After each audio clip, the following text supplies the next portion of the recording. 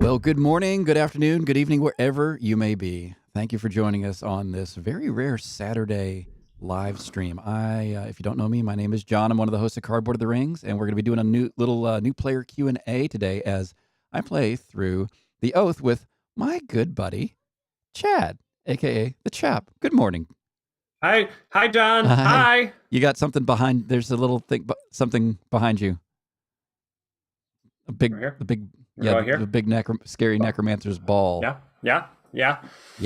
I had some choices for the background. I went with everyone's favorite card.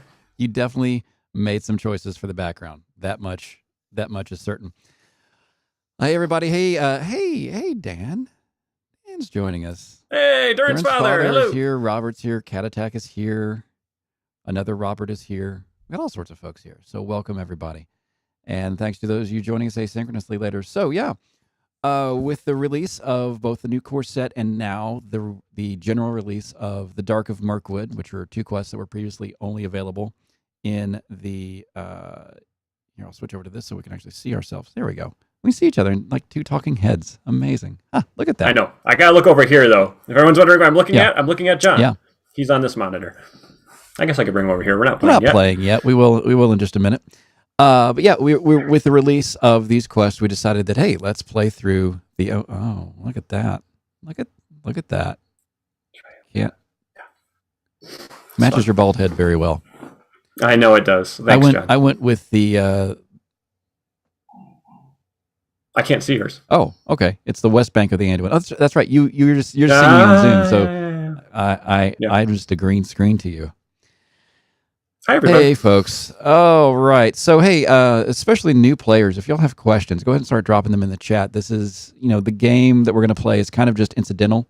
Chad and I are going to have a conversation as we do this. This is not like a detailed strategy guide for playing The Oath, because The Oath is, well, it's not that hard. Now we're going to get crushed by it now that I said that, but yeah. Yeah. We are somewhat within proximity of each other, so therefore our decks will, well, yours especially, will implode. The good news is I didn't make this deck. If this deck implodes, it's entirely on Caleb or whoever. I think Caleb made the recommended fellowship. So we are going to be playing with the recommended fellowship from the new rule book. So let's here. I'll switch over to the game and we can talk through our deck a little bit. So, Chad, you are playing the Tactics and Lore deck. You've got Legolas. Yep. So he places progress when he helps kill something. We got some card draw of Barivor, so I haven't played this yet, but I think the way the Fellowship's supposed to work is Jon plays an Unexpected Courage on Barivor, so then we can use at least one of her stats every round, and then one of us gets to draw 2 cards as well. Or we use her twice in one round, but hopefully one of us is always going to be drawing 2 cards. And then, of course, Denethor, he lets you peek and get rid of a card like that. The Necromancer's Ring. At the bottom of the deck if we didn't use them. Yes, Dan, you called it right exactly. I am playing Legolas because he is discount Haldir. That is why I picked him, isn't it? I said that to Jon. I'm like, well, I should probably take the Legolas deck. Probably. That just makes sense. No C-Stan. Yeah, he could not make it tonight. Or today. I'm used to saying tonight. He, I don't know. His wife's probably having another kid. I have no idea. Man. He's got a bunch of kids. Seems like what he's always Speaking of kids, I'm solo parenting this morning. My wife is hanging out with a friend in Nashville. Actually, one of my former students.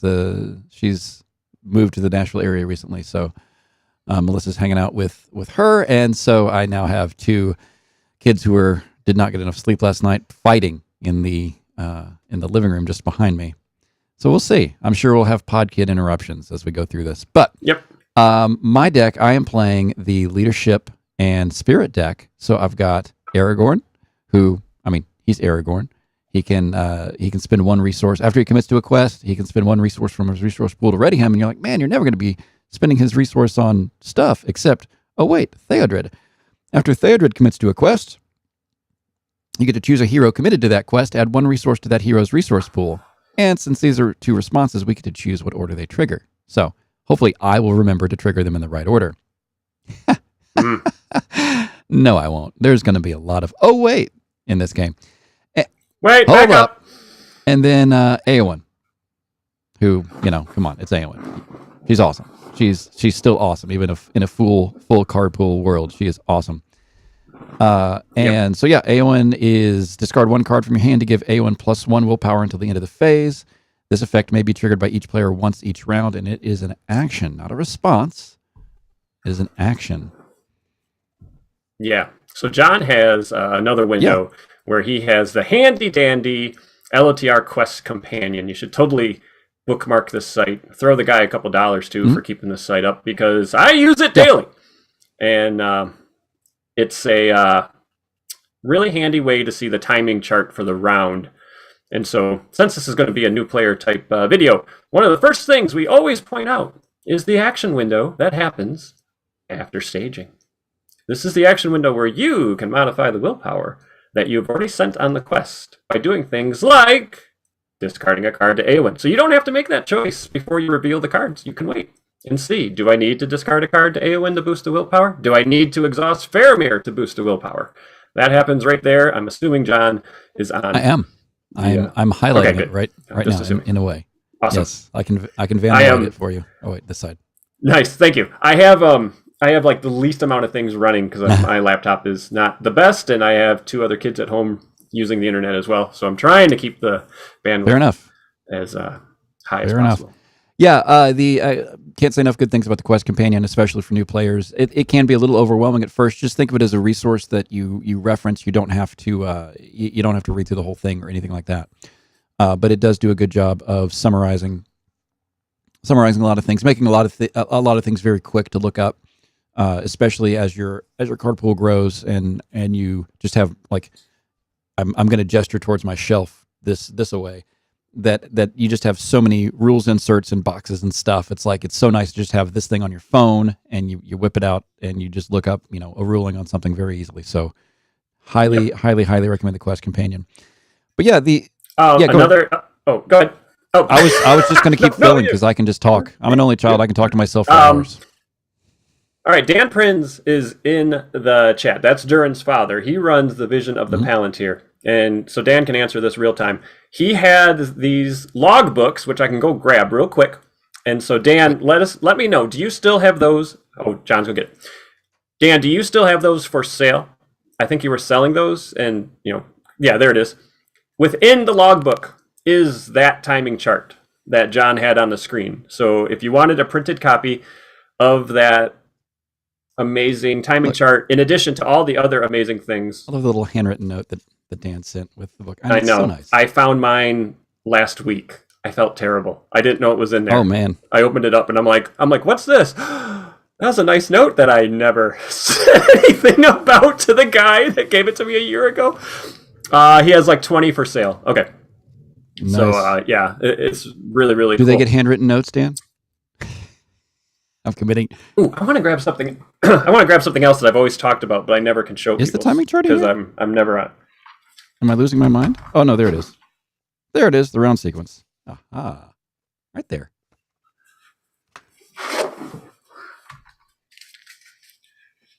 If you listen to the podcast, we sometimes talk about our storage. So here is one of my deluxe boxes. Now yours is only half as big. It should end right about here. But what I did, don't spill the whole box, Chad, is I doubled mine up. So I had somebody who wasn't using their boxes send me theirs, and then within it, now all the cards fit. So it's twice as big. Yeah, so that's how I keep my encounter cards. That's for each set. That's awesome. My green screen does not like the color. It does not. You should have. I mean, you picked Wilds of Rovanian, which is heavily green and blue. Well, it's the cycle I'm on for my progression series. So it's the one I got right here. Fair enough. Thanks, Dan. Oh, yeah. Okay. And Dan dropped the stream kit integration of Discord is just not liking people's names. But anyway, for those of you that are on our Discord, Dan also dropped the link in the Discord chat if you want to check that out. Oh yeah. Sorry, Dan. I only promised you that 2.5 years ago. Oh yeah, storage article. I've been busy. We have been busy. All right.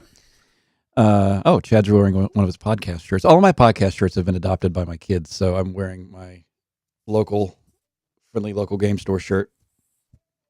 I don't own any others. Yeah, my T-shirt game is pretty much just my Brave shirt, a couple of these, and that's about it. Cool. All right. So why don't we get the game back up here? Right there. Yep. All right. So I didn't. I tried dragging cards, but a game takes 2 hours because I cannot remember all the keys to hit. Yeah, it just takes time. It's just like Octagon. Once I got used to it, it was second nature. I was just the number one key to hit for me is tab, which brings up this whole display here. So just the tab key is great because you can bring up your the list of all the shortcuts. Even then, I still forget them. And the other most important key for me is the left arrow, which is undo. Because I do that a lot. That is undo, right? That is undo. Yeah, it's left. It is. Okay. Yeah. Don't hit it. You'll unload the deck. All right. Well, I don't see any questions for us to talk about at the moment. So if you have one, throw it in there. Otherwise, we're just going to start playing and we'll just talk about what we're doing and maybe something will trigger a question. So order of operations is you actually take your mulligan before you load the quest. So you shouldn't. So that's important for some quests because some quests will say something like, I don't know, discard the top card of your deck and make it a captive, or maybe you're revealing a card that you have a card in your deck that would be perfect tech against the card you just revealed. So now you're going to take a mulligan because you know what card you're revealing because the quest card said reveal a random card. So you want to have your hand already set before you start doing the setup of the quest because that's what the rules tell you to do. So looking at my hand, Quick Strike is good because it lets you attack first. Hennemarth, I like. Hennemarth in solo is basically cheating. He's awesome. But hey, here's a good strategy tip. So Hennemarth has 1 hit point. So if you're playing a quest that has Necromancer's Reach, which deals damage to characters if they're exhausted, the round you play Hennemarth in, don't use him prior to the quest phase. Use him when you know it's safe. So maybe after shadows are dealt. In case there's a shadow that also makes you like exhausted character, he's still ready. But once you know it's safe, exhaust him and then peek at the top card of the encounter deck so you know what's coming. And then in the refresh phase, he pops back up. And so if Necromancer's Reach is the next card getting revealed, he'll be ready until you use them again at the end of the round. So 1 hit point allies, keep them ready. If you don't have to exhaust them, if you have treacheries that can knock them out. Yep. And there is a list of in the action windows here. I got that screen back up. So in the action windows here, you can see any one of those action windows. You could in combat during player attacks, you have plenty of opportunities to pop him back up. So before the refresh phase starts, and he would ready automatically, or sorry, exhaust him, do his thing, then he ready pops back up in the refresh phase. I can say words. It's fine. I just need more of this. Yeah.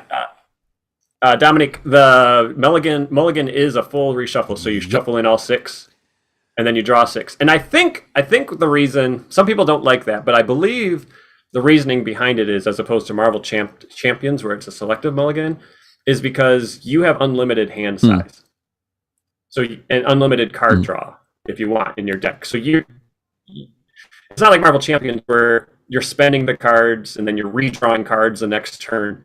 It's unlimited. You could just keep all the cards in your hand. So shuffling them all back in your deck, you should be able to see most of them again. And you don't ever like recycle your deck unless you use Will of the West. So I mean, even if I like Miner of the Iron Hills, I don't need that right now. It removes a condition attachment, but I would hate to discard it from my mulligan, knowing I would never draw it again. It's like, well, no, I'm going to want it later. So I'm hoping I just don't draw it again when I take a mulligan. Now I've got a little bit more of a conundrum here, because having played with this fellowship before, I kind of know what the leadership deck does, and honestly, it's not. This is not a great hand for that, except for this unexpected courage. Well, my line of thinking is if you have a card that's important, like Unexpected Courage, and you have 3 copies in your deck. And the only reason you would keep your other 5 cards is for that one copy of a 3. Now I'm looking over here at the deck list to make sure. No, there are actually 3 copies in this deck. So okay, I didn't know. Yeah, actually, I was about to do that too. I'm like, wait, am I talking out of my rear end here? Is it Shift M? It's Shift M, isn't it? Okay, Yeah. so let's just roll the dice here. We're gonna take a mulligan. Yes. If you put 3x of Hey, a card, we still got it. Oh my god, that's And so much better. and we got Steward. Yeah. I rarely ever keep a mulligan if I just have a card that's nice to have, but I have 3 of that. Now, certain decks, especially later, there's a card called Light of Valinor, which keeps heroes from exhausting to quest if they're Noldor. And it's amazing. And a lot of decks like really, really need it. Like you're 100% depend on it. So I mean, even if my other 5 cards are cards that I do not need, but one of them is Light of Valinor, the 6th one, I keep the hand. I'm like, nope, I need that. Okay, so this is a much better hand for me. Still no, I don't have a test of will in here, but yeah, the Steward of Gondor is a big upgrade. Still got Unexpected Courage. Yep. Still. Yeah. Yep. That's a great hand, and I'm keeping in mind as well because 1 tactics hero, 2 lore heroes. Mm-hmm. So I can pay for more lore cards than tactics cards, and my hand is mostly lore cards. So if I had a bunch of tactics cards, I probably wouldn't keep this. And what program are we using for this? This is Dragon Cards. This was made by C. Stan. This was his COVID project. He's just like, I made a thing. Whereas their 3rd child was his wife's COVID project. Sorry, Chris. 2 of the most amazing things ever. A child and a amazing online. So this is really great because if you go to Rings DB to make your decks, there's a button that says play on dragon cards, and it just loads your deck right up and you can test it. Or in this case, I just copied the Rings DB URL to load the deck here, and it drops right in. You can't load fellowships yet. That's one slight, not bummer. It's just you just got to know about that. But you just open the fellowship in 2 different windows in RingsDB, or 2 different tabs in RingsDB, and paste those in, and you're fine. It's not rocket science. Cool. Shall we? All right, John. We do the thing? So now we shift in, I believe. Yeah. Now we do we have to do quest setup. So before we actually start, I think it set itself up. It did, but in theory, yes. If you were playing, this is where you would load the quest. So you would read the quest card, and it tells us to add the Eves of Mirkwood and Goblin Troop into the area that's not your shuffled deck. So the Goblin Troop we're going to set aside. There he is. They're not nice. Eves of Mirkwood is going to be in the staging area. Mm-hmm. Yep. Yeah, Octagon is not as good as this. I used Octagon all the time, but this is just so much better for a million reasons. I didn't use Octagon frequently, but this is definitely better. And although I just got to the point where I was getting good on the shortcuts, and now I am having to remember that the shortcuts are different. Right. But anyway. Let's see. So, a lot of quest cards, especially in the earlier cycles, they say reveal a card per player. And I see the question come up all the time, so I'll just address it. Do you trigger Surge? Do you trigger when revealed effects? Yeah, you do. It's telling you to reveal the card. So anytime a quest effect says reveal a card from the top of the encounter deck or reveal an encounter card per player, whatever that card says, you got to do. So if it's Treachery, you do it. If it's Surge, if it's Doomed, you do it. What was there was... Go ahead. You're probably about to answer the thing. Well, I was just gonna say some of the treacheries reference questing characters. Raise your threat for every questing character, something like that. It completely whiffs, like it does nothing. So that's you're like, yeah, all right, I got lucky there. That did nothing. The 3rd quest, Escape from Dol Guldur, you're revealing 3 cards to guard those objectives, and if they're treacheries and they do nothing, that objective is not guarded. I mean, you got lucky there. So that's really what you need to beat the quest, to be honest. You need a little bit of luck out of those 3 cards. So, yeah. I remember a ruling that's not always, maybe it's more intuitive than I'm remembering it, but this is kind of a corner case. But there are some times where you reveal something in setup where it's like, until the end of the phase, characters can't do X. But that's till the end of the resource phase, right? Or does it? Yeah, I think you're thinking of cards that say to the end of the round. Yeah, at the end of the round, they like to the end of the round. To the end of the round, characters cannot be readied by player card effects or right. something. That Right. triggers that. That's an effect for the full first round. Yep. Round. Yeah. Yep. Whereas the phase ones effectively whiff. Okay. Right. Let me go back to the game here. Any of the first age hosts still involved? Unfortunately, no. Sean is over at Arkham Horror doing an amazing job. Brian has his kid Tiberius, I think is the name. Awesome name. Of course it is. And good for him. Yep. And so he's working hard and being a great dad. Brandon just does CrossFit for 23 hours a day. Oh my gosh. Yeah, he does. And the other hour a day, he just eats Taco Bell constantly. Yep. Yeah. And Steak and Shake. I'm friends with Andrew and Brandon and all them, and they just I don't think they play a lot of games anymore. They're kids. I think their kids got to the age where they're just like, my kids are taking up too much of my time, and Brandon did it for a long time. He did this podcast. So, and Jared. Yeah, I don't know much about Jared. I know he's not involved, but he keeps busy. He goes to lots of conventions. I see pictures of him at different conventions, meeting celebrities and stuff. Jared, I've never talked to Jared. I feel like I've talked to everyone else except Jared, but yeah, I'm still the new guy. It's weird. Anyway. I met him in person at my first Gen Con. It was Ruins of Belagost. Oh, wow. Was the Gen Con quest. And he had brought a Lore Faramir trap deck that was just the worst possible deck to bring to that quest. Like, nothing can have attachments. Yep. It was... oh my God. It was one of the many reasons we got destroyed by that quest. On top of it just being a crazy hard quest. Yep. All right. Shall we? Yeah. Shift in. All right. Shift in. Ooh, another quick strike. Okay, so I'm going to look at Chad's deck here. Or Chad's hand, rather. All right, he's first player. Okay, so this quest is I love this quest. Like, Dark of Mirkwood just came out.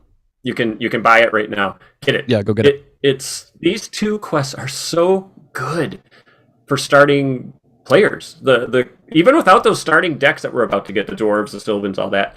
Just the core set cards against these two quests, you really are going to have a lot of fun. Those quests are made for these. And this is a perfect example why. So just like Passage Through Mirkwood, there's nothing hurrying you. 9 quest points. There's nothing like, at the beginning of each quest phase, raise your threat by 2 or something stupid. There's no reason not to just sit here for a while and build a board state. There's no reason to rush. Yep. Especially if you don't know what's going to happen if you do. So I like to build a board state with allies. That's how I approach a lot of the early game quests, because you don't have a lot of answers otherwise. So just getting bodies on the table. And so looking at my allies here, this one, when he enters play, I can discard a condition attachment. So there's no point in playing him. The Hammersmith pulls back an attachment on my discard pile. There's no point in playing him. Hennemarth is okay, but Gleowine draws us cards, and we're probably going to be questing just fine. So I'm going to play Gleowine, and we're going to wait to see if I can use him this round. Sweet. To draw cards. Okay. Looking over at my hand. Okay, so I have 2 leadership heroes and 1 spirit hero. So I can pay for, some things like, I don't know, Steward. Now, the interesting thing with this is I have a bit of a decision here, because this deck has a reasonable amount of fairly expensive spirit cards in it, like Northern Tracker, for example, or honestly even Lorien Guide. Lorien Guide's, I think, a 3. So there are, there's a world where it kind of makes sense to put it on Eowyn, maybe, but except for the fact that we have Celebrian Stone in here, and so Celebrian Stone, if you put it on Aragorn, in addition to boosting his willpower, also gives him the spirit icon, and then he becomes a dual sphere hero, meaning that his resources can be spent for leadership or spirit. So I'm going to do what I usually do, and I'm going to throw Steward on Aragorn, which I know is extremely athematic. Whatever. Get over it. But the other part of this is it's going to let Aragorn spend his resources. I'm going to go ahead and, exhaust that. So we'll spend 1, 2 to do that. Sorry. Yeah. Exhaust that, and then he gets 2 resources. Okay. So that's going to let him keep, I can pretty much guarantee he's always going to have a resource to pop him back up ready. And then I can just throw Theodred's resources over to Eowyn if I decide that I need some more spirit resources for now, rather than going whole hog on boosting my off-sphere hero. You might play it differently. I don't know, Chad. What do you think?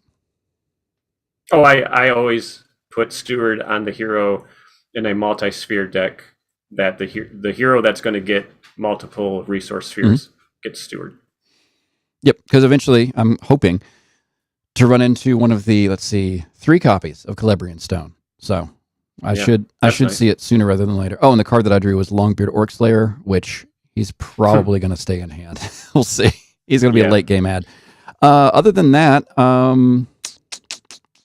Diana's saying our version of the Oath is a little different because we're playing it from the Collector's Edition, which came out a few years ago. He's saying the new pack actually has, in campaign mode, a reason to rush, and there might be a little different cards in the encounter deck, which is neat to know. I had no idea. Actually, don't have those in Octagon or in sorry, Chris, in Dragon cards yet. This is not Octagon.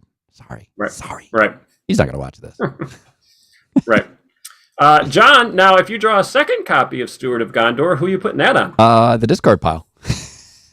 Hey! I'm pitching that to Eowyn. Nice. Well, because I don't think there's any condition hate in this quest. Maybe there is. But yeah, that is a unique. Let's pull up that card. You see that little star circle symbol next to the word steward there? That's the unique symbol. That means you cannot put another one of these in play. Chad can't put one of these in play. If he tries to put one in play, it is blocked, erased from existence. It cannot come into play. It stays in his hand. It's a dead card. If I draw another one of these, it's a dead card, which is why it's great to have a hero like Eowyn who has an effect that lets me discard a card from my hand so I can get some use out of this otherwise dead card. And there are some other, even in the core set, there's Protector of Lorien that gives you a similar effect. And there are other cards that come in later in the life of the game that will let you do more with dead cards in your hand. So. Yep. Miner of the Iron Hills, Dominique, is a response. So responses are always optional. You don't have to trigger them. So I can just play him and he does nothing, even if I had a condition I wanted to get rid of for some reason. If I decided not to, I don't have to. But it is only triggering the moment he enters play. So I can't hold off and then be like, oh, now I have a condition. So that Miner of the Iron Hills I played 2 turns ago can finally trigger. It's only from entering play. And entering play is different than being played by hand. So these 2 cards are perfect examples of that. So Miner of the Iron Hills, you could use Sneak Attack and get him in, and you could still discard that condition attachment because he entered play. But if we look at the Hammersmith, after you play him, that means you, the player, not an event. So Sneak Attack plays Miner of the Iron Hills, you're fine because he entered play. Sneak Attack plays Erebor Hammersmith, you're not fine because you did not play him. Sneak Attack did. So I would not get to return that attachment. So there's a big difference between those 2. And easy rule to miss. It is. Your first time playing. So I'm going to go a little, since I've got the Theodred Aragorn synergy here, I'm also going to build my board state a little bit. I'm going to spend 2, and God, it hurts to pay for core set allies. They're so expensive for what you get. But I'm going to put a Guard of the Citadel out, so I've got a chump if we need it. I don't remember enough about this quest to know if we're going to get... I know. Yeah. Cards that show up later in the card pool actually have abilities. Yeah. They actually do something. His ability is that you get to read some good flavor text. Oh, good Lord. Yeah. And my deck building video, I just kept saying that. Look, your choices are so limited. You just need to know, I need allies. Would I pick this one? No, but it's the only one available. So I'll put this guy in my deck. Well, we talked about this a little bit in the last episode too, but about core set world deck building is that so many of the allies are so expensive that any of these ones that are 1 or 2, honestly, just to free up a body or get another stat on the table is actually really helpful because many of these decks really just rely on the heroes to do everything, and you start losing your action advantage. You need that one body to take the hit so that your hero can stay ready for something else. Yep. Yeah, don't be afraid to chump, guys. Yep. Don't be afraid to throw a 2-cost ally against a big attack and lose that ally. That's fine. Yep. All right. Quest phase? I think so. So you're first player. All so right. you commit commit your folks first. So when you're playing with a friend or you're playing two-handed solo, one of the things that you learn quick is not sending too many characters to the quests from the deck that's not supposed to be the questing deck. So John's deck is the questing deck. I'm guessing, I don't want to alpha game him, but I'm assuming he's sending at least 5 willpower. And we're only up against 2 threat. And if you assume 2 threat per player, that means we're going to be up against 6. We're in no rush to make progress. I don't need to send a lot. I'm just going to send Barivore. Okay. And I know you're like, what? Well, you're not really holding your own. Well, I'm hoping to hold my own in combat. Yep. So I'm okay just sending 2. Don't be afraid to not send as much to the quest as the other guys if your deck isn't the questy deck. It's interesting that I'm a little more, especially on turn 1, I tend to quest a little harder if I know I'm not going to quest through, just to kind of make some progress when it's potentially a little easier before the encounter deck or before the staging area starts stacking up. So in this case, because I have a chump and because I will be able to ready Aragorn to fight, I'm actually going to send more. Sorry, I got to look at my Q. That's what I'm hitting. There we go. Is the guard the only card with just flavor text? Off the top of my head, I believe the silver load of crap archer just says ranged. The horseback archer also just says Rohan and ranged. Yeah, maybe. There's no. There's a couple. Okay, so I committed Eowyn, Theodred, and Aragorn all at the same time to the quest, even though I physically turned the cards at a different moment in time. In the framework of the game, they're considered to all have happened at the same time. So I can trigger these 2 responses in any order. After Theodred commits to a quest, choose a hero committed to that quest, add 1 resource to that hero's resource pool.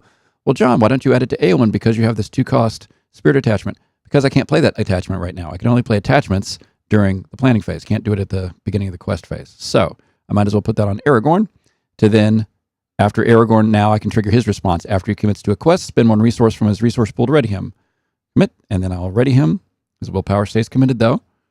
So we're making a bucket of progress right now. Yeah, I've seen a couple people ask, like, hey, if I trigger Aragorn's response, is he still committed to the quest? And the answer is yes. And in my mind, I'm thinking, what would be the point of that response? I'm going to commit him to the quest. All right, I'm going to spend a resource. Now he's ready again, and he's not committed to the quest. I'm just like, fair. I get the question, but like logically, I'm like, well, why would that text be there? Yeah, I don't know. It cracks. I understand the question, but it cracks me. I've had similar questions though, where it's just like, okay, this seems like the answer is obvious, but I have to ask this because sometimes I've gotten non-obvious answers to questions in this game. So, yep, I get it. And hey, since I was first player, John could have gave Theodred's resource to me. Yeah, but why would I do that? And it is a cooperative game. That's right. That's right.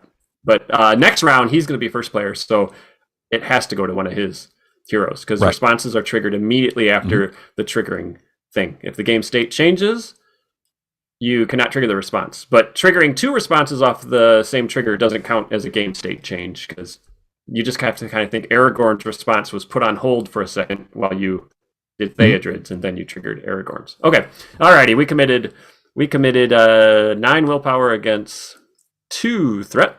Card number 1. Oh, here we go. Highest threat level. That would be me. Okay. That's perfect. So John is caught in a web. Hello, Miner of the Iron Hills.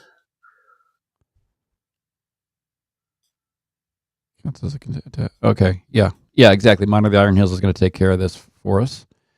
Attached hero does not ready during the refresh phase. Pay 2 resources from that hero's pool. Might be. Yeah. I don't know. I might throw it on old Theodred because I feel like I'm probably going to need Aragorn to hit something. We'll see. Of course, you're also the combat deck, so maybe not. And Miner of the Iron Hills can just dump that off. So I'd put it on. Yeah, Aragorn. I think so too. Okay, come here, stick. There we go. Okay, so it's. Hopefully, we don't have to use him. Hope not. Oh, there's a great spider. The spider. That's an okay spider. As Megamind would say. Yeah. It's not great. All right, so we only revealed 4 threat, and we quested for 9. 9. So right here you can see 5 progress made. Okay, so we head into the travel phase, and I've seen questions about cards. I'm going to actually create a card here. Hold on. Spawn card. Here it is from the card pool. Let's see. I think it's Old Forest Road. Okay, yeah. All right. So Old Forest Road says response. After you travel to Old Forest Road, first player may choose and ready one character he controls. And I've seen questions asking, do you get to trigger that every round if you don't clear it? And the answer is no. It's a response off a trigger from physically moving this location from the staging area to the active location spot. Then you get to ready a hero. And then you don't trigger it again. So it's not an every round effect. No, there are cards that say, while this is the active location, you can't draw cards or something like that. Then that triggers every round. But the actual like moving cards from one area of the game's board to another area, another like active location slot from the staging area, those are what trigger a lot of things. Engaging a spider, we can talk about that once we engage him. So Gert has a question. It must be one of his heroes on that treachery. Yeah, the treachery says the player with the highest threat level, which would be me, 29. So that's why I was the one that had to take it and put it on Aragorn. It's a good question. No, he deleted it. Yep. No, hey, it's a good question. All right, ask the question. That's an excellent question. This is a complicated game. Like it continues to amaze me how complicated this game is. Even when you kind of get used to it, you're like, oh, wait a minute. It's easy to miss stuff. Yeah, and if I bring up a rules question and you were the one who asked it, just know that I'm glad you asked that question because we can't think of all these questions. I've been playing this game for 8 years. It's hard to think of things when I first started playing. So when you ask a question like that, there are other people who have that question. They just didn't ask it, or they don't realize they're doing it wrong. So you asking that question is extremely helpful. So thank you in advance, and thank you in the past for anybody who's asked a question that I bring up in a stream like this, because it's much appreciated. Alrighty, do we want to travel? Well, it's the active location. We can't cancel anything. Well, I don't have a test of will. I don't have a test of will either. I mean, I might get one. There's 3 in the deck, but Yep. All right, so that's our active location. The 2 threat no longer contributes to the staging area. This location is a buffer. So anything that says place progress on the quest, the progress would go here first. That includes Lego. His place 2 progress on the current quest gets blocked by this Eaves of Mirkwood. 2 progress would go there. If this was an immune to player card effects card, I would not get to put the 2 progress on the location because the location's immune to his player card effect, and that 2 progress just gets wasted because it can't go on the quest either. So always pay attention to immune to player card effects. But it's a buffer. I see a lot of people get that wrong. It's a buffer. Yep. All right, we got a spider. We have a spider. It's 34. It's not good. Yep, it's not coming down. It's 2 threat. But I think we should. Yeah, I mean, we should grab it. Yeah, I mean, I'm not against bringing it down. If Aragorn wasn't caught in a web, I would say this would be no big deal to take care of between him and Legolas. But Legolas can't kill it on his own because it's the templating on these. Sorry, new players. The templating on these cards from the collector's edition is just, or the 2-player starter set is just different. But he's going to take a combined 4 to kill him. So. Oh, that's true. I didn't think about that. And because these have that special templating where the hit points are above the stats. Yeah, it's a little weird, but it's I didn't think about that. It's fine. Callan, if I'm saying that wrong. Long Extended Party. I've definitely tried it. Chris, of course, is the CEO of that endeavor, so I definitely have played Long Extended Party. Love it. Love what all those guys are doing. The player cards, the encounter cards are amazing. They gave me great eagles, so I got nothing but good things to say about that part, at least. Looking forward to playing Glittering Caves. Oh, I know, me too. That looks great.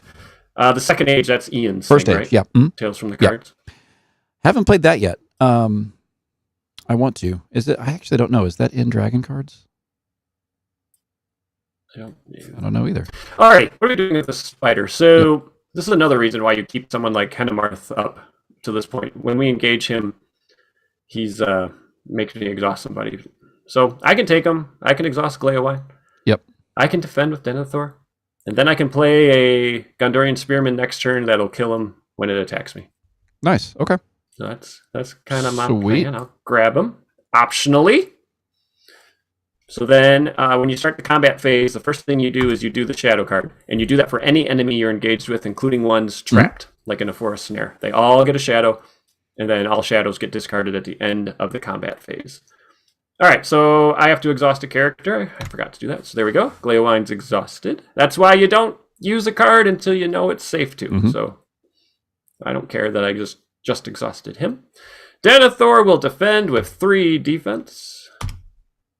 Okay, there's no shadow on this card, and we don't have any cards in play with a shadow effect. Ooh, and we burned a sniper as a shadow card. Nice. Yeah, that's good. Glad to see that go away.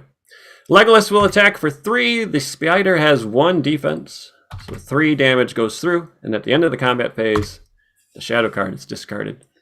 Yep. Jon has ready characters, but nothing to do with them, and so we go to the refresh phase. Everybody readies? You raise your threat. Hold on. And then you go to the Pod Kid. One phase. second. Oh, Pod Kid. I didn't know what that meant for a moment. That's okay. I get to kind of... Oh my gosh, really? Okay, Quick Strike's a good card, but I didn't need 3 of them. So what I was talking about with the Gondorian Spearman, after he is declared as a defender, deal 1 damage to the enemy. So my plan is to declare him a defender against the spider. He'll do the 3rd damage and kill the spider before it actually attacks. So that's pretty good. So I'll be playing that on my turn. And I'm also going to play the Miner of the Iron Hills and remove this condition attachment. So that's going to be me. Yeah, the Glittering Caves looks awesome with this map mechanic. It reminds me of Journeys in Middle-earth as well. Let's see. I didn't... Jon cannot attack the spider unless he has range. Correct. Yep. So none of his characters had range. He does have Sentinel. So that's why he could have defended for me. And then Denethor and Legolas together could have killed the spider. But then he'd have to spend his resources to pop him back up. Reminds me, I need to change his per round resource to... So we decided it was better to not have him spend those resources. Because I wouldn't have had them. We'll just... I wouldn't have had them at the time, and so Aragorn would have... Actually, I wouldn't have had the 2 resources because that's at the refresh phase. So I wouldn't have had the 2 resources. Aragorn would be exhausted through the rest of the second round unless I did something here. Snap. Of course I drew into a test of will now. With we're screwed. Oh no. We're going to have to take a treachery. Probably. Maybe. We'll see. Okay, so I am the first player, and I am... Since this test of will is no good right now because of this location, I am going to go ahead and pay my 2 resources to put Unexpected Courage on Denethor. No, on Barivor. There's good choices. Thanks! Yeah, there you go. She's got courage. Yes. Nice. What else do I want to do? I got to pass all the resources here. I actually could play this Joker, the Longbeard Orc Slayer. First time for everyone. I know. Like, everyone's going to get You've owned the card for 10 years. I have. I've owned many copies of the card for a long time. And you know what? I'm going to do it. It's probably not an optimal play, but it's a body on the table. So, and Aragorn, again, is going to get the resource from Theodred here. So, 1, 2, 3, 4. Out comes the Longbeard Orc Slayer. After he enters play, deal 1 damage to each orc enemy in play. Alas. Not an orc. Who cares? I would like to know, any players watching this ever, have you been able to fire that response at all? I'd just like to know. Yeah.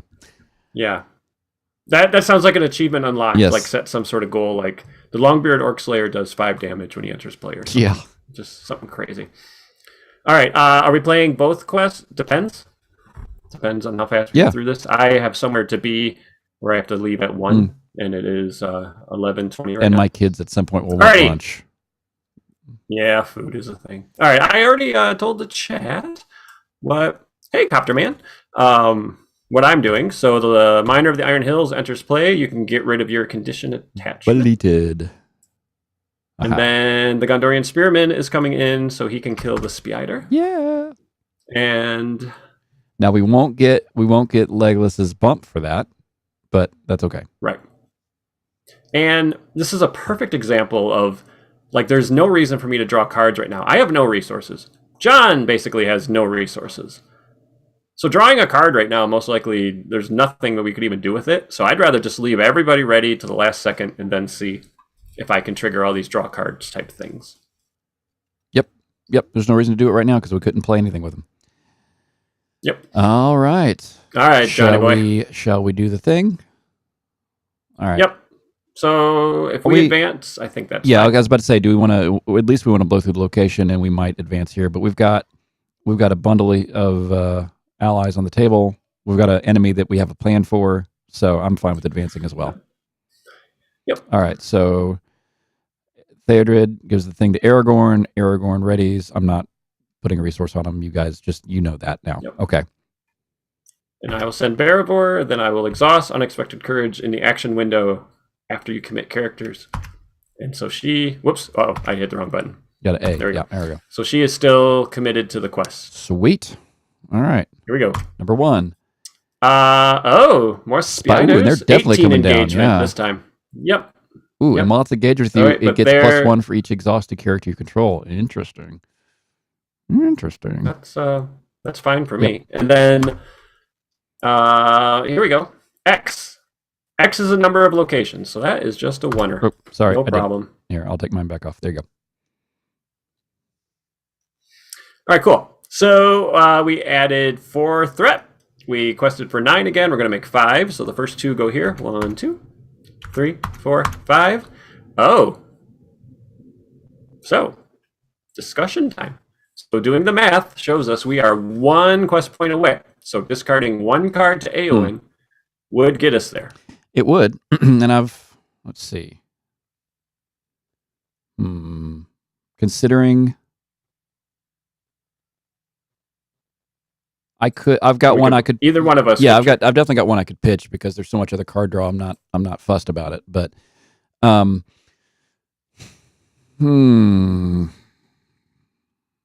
almost feel like, just for fun, John, just because of where we're at, I'm going to trigger Barivor to see what I draw at this point. And just see if I draw something I really want to get rid of. Ah, perfect. Yeah. All right. So I drew a second copy of Gleowine. He is unique. He's got that symbol. So why don't I pitch this totally useless card? Okay. And that will have given us the extra willpower. So I did it a little out of order. I just placed the progress so I could see. But before you place the progress, you would have had to discard that card to boost the willpower. But I thought it would be easier for you to see the actual progress being placed. And that gets us there. Yep. Hey, roller skating and model building. I can say that.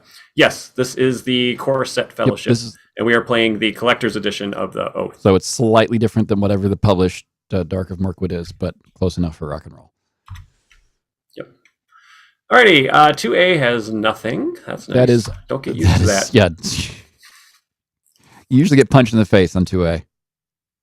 Yep. Okay, here we go. When revealed, each player searches the encounter deck and discard pile for a forest location and adds it to the staging area. This bad boy. And we need to have one of them be the Goblin Trail. Okay. You want to take care of that while I explain what that's going to do to us? Okay. Yeah. So while Chad is digging out these locations, let's take a look back here at Tangled Grove. It has an X for the threat value. X is the number of locations in the staging area. So when it's just by itself, it's only a +1. But now we're going to have 2 more locations in the staging area. So all of a sudden, this bad boy is going to be a +3. That's suddenly makes us want to travel, because a 3 threat is a lot worse than 2 threat. You think it's only 1 more, but no, it's significant. This game, even in the core set era, is pretty well balanced, where +1 or -1 to any given stat or any given thing is a big deal. and something being a +3 threat, that's going to be a lot harder to quest over, especially since we don't have a ton of allies on the table that are questing allies. Yep. Keep feeling like I hear a child behind my green screen, but I'm not sure.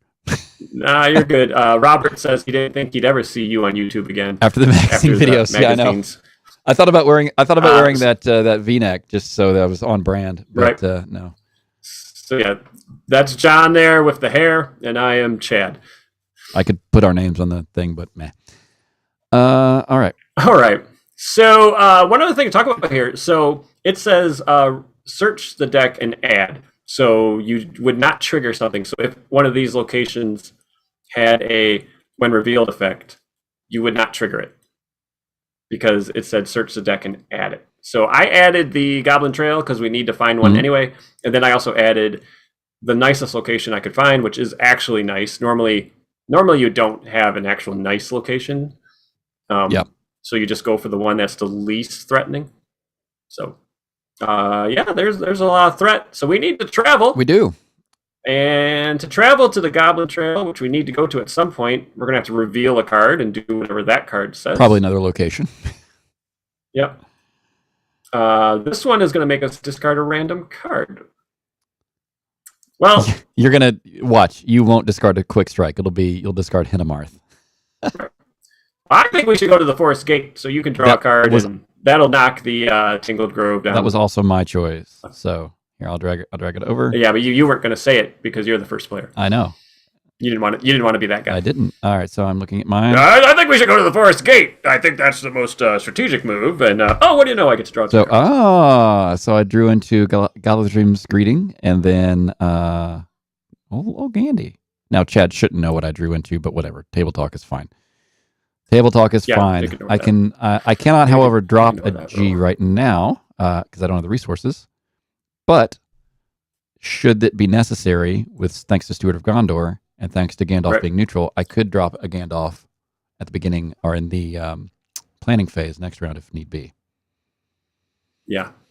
Well, John, I think since you just grabbed 2 cards, why don't you also grab that spider? Okay, I can do that. You'll spiders. He's going to be +2 right now. He's no joke. So Guard of the Citadel is going to, let's see, is it 6? Yeah. 2 attack tokens. Okay. So he's swinging for 4. Oh, and I'm the first player too. So now we're in the combat phase. So he gets a shadow. Your guy gets a shadow. Ooh. Did we double up? No. Okay. Yeah. Copter Man, that rule is so dumb. You're not allowed to say the card names. I have a Istari who costs 5. So I will say this. Like when I first started in this game, I played mostly 4-player because I had 3 other guys that were playing with me here in Chattanooga, and it was great. And we really tried to make it very narrative. And with that much brain power, it's actually pretty easy to do. And so you kind of would, you hear this whistling and the rustle of eyebrows as coming down the path or something. Like, okay, that's clearly Gandalf, right? It's a little fun. That's a little fun. But when you're just playing solo or just 2-player, I'm. Yeah. If you want, be narrative if you want to, though. It's there, right? And it lends itself to it. That would be fun.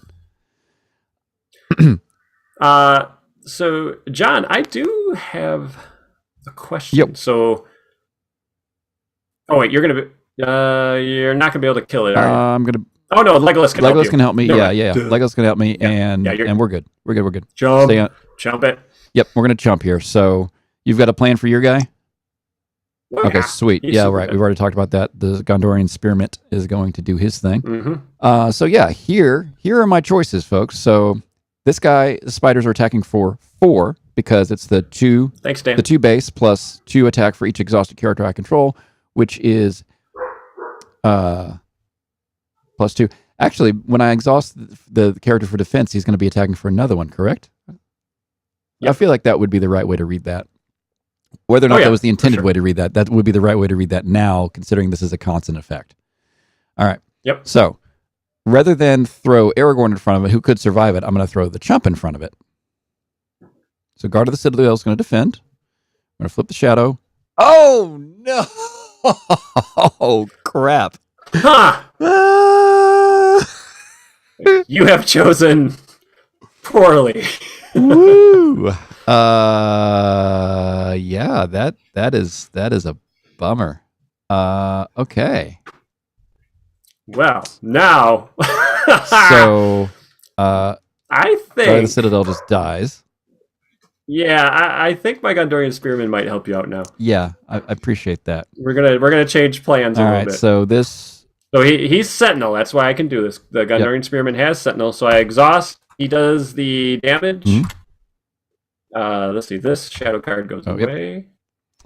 Deal one damage to an exhausted character you control. I'm the defending player, so that's going to go on to me, and we'll do it on Theodred. Yeah. So even though I Sentinelly defend, the U is the player who was attacked originally with the thing. All right. So the Gondorian Spearman's super dead. So we lost 2 allies that round. That's fun. Bummer. Yep. Now I still have my attack coming. So Denethor will defend it.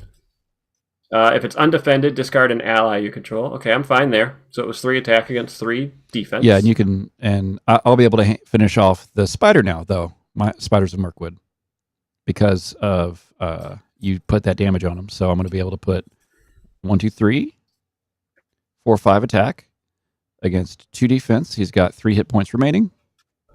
Oop. So that's 4 hit points on him. He is destroyed. So Dominic, great question.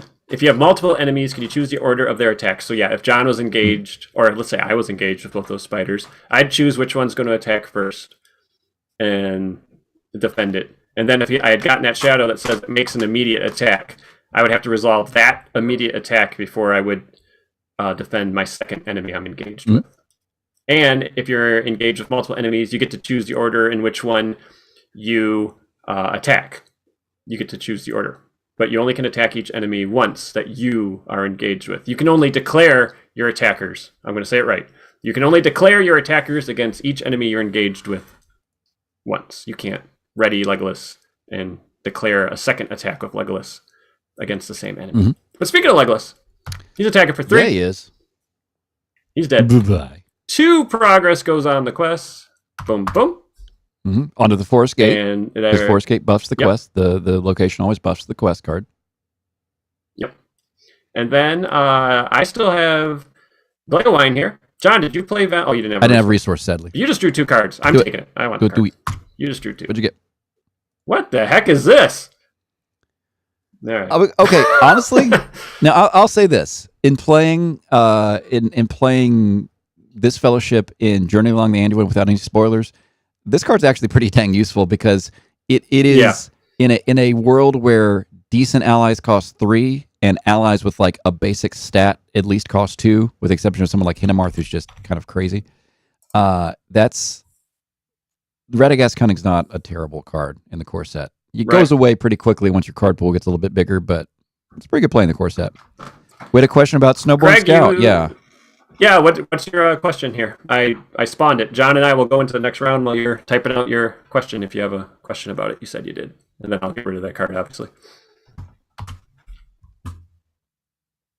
Oh, I like this. That would have been useful. Question on how to play the response for Snowborn Scout. So response, after he enters play, whether that's played from your hand by you paying the resource or played by sneak attack or some other means of getting that ally into play, choose a location. Place 1 progress token on that location. So you can choose a location in the staging area. You can choose a location that's the active location. It just says choose a location. As long as, there's some locations I should specify that are immune to player card effects, so you couldn't place the progress there in that case. But any other location that's not immune to player card effects, you can pop something on there.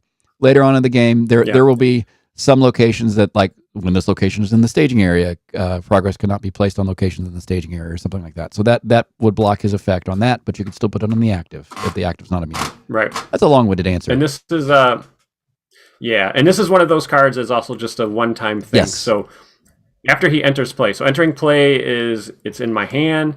It has now entered the board state. So it has entered play, and you would place the progress at that moment, and then never place another progress or never get a chance to place the progress again. So you can't like save the response for if a location wasn't in play, and you can be like, oh, now a location's in play, like next turn, I will trigger this response. It's when you have it like this, and then you go like this, you trigger that response right there. That's the only time you can do it. Yep. So, Greg, you have asked on our videos, and I was mentioning earlier, I don't know if you were here, thank you for asking questions like this. It's really appreciated.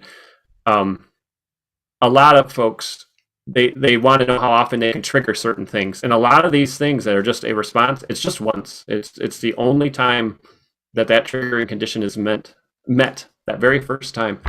That is the only time that triggers. It's not BRB. Every round. Gotta go be dad. Yeah, look at Barivore. It says action. Actions are repeatable because it's not responding to anything. You're actually taking the action. Now she says limit once per round, but that's every round. So every round you can exhaust her and draw those 2 cards in an action window.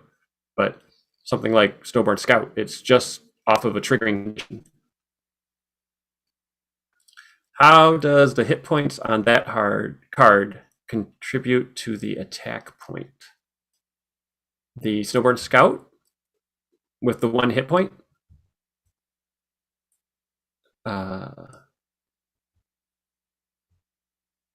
Well, he doesn't have any defense, right? I gotta get it back. Oh, he has 1 defense. If an enemy was attacking for more than 1, he would die.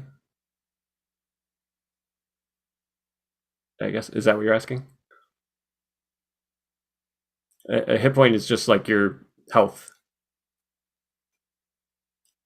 So if he gets attacked for a 2 attack, he's dead. 1 gets blocked and the other one goes through and he's dead.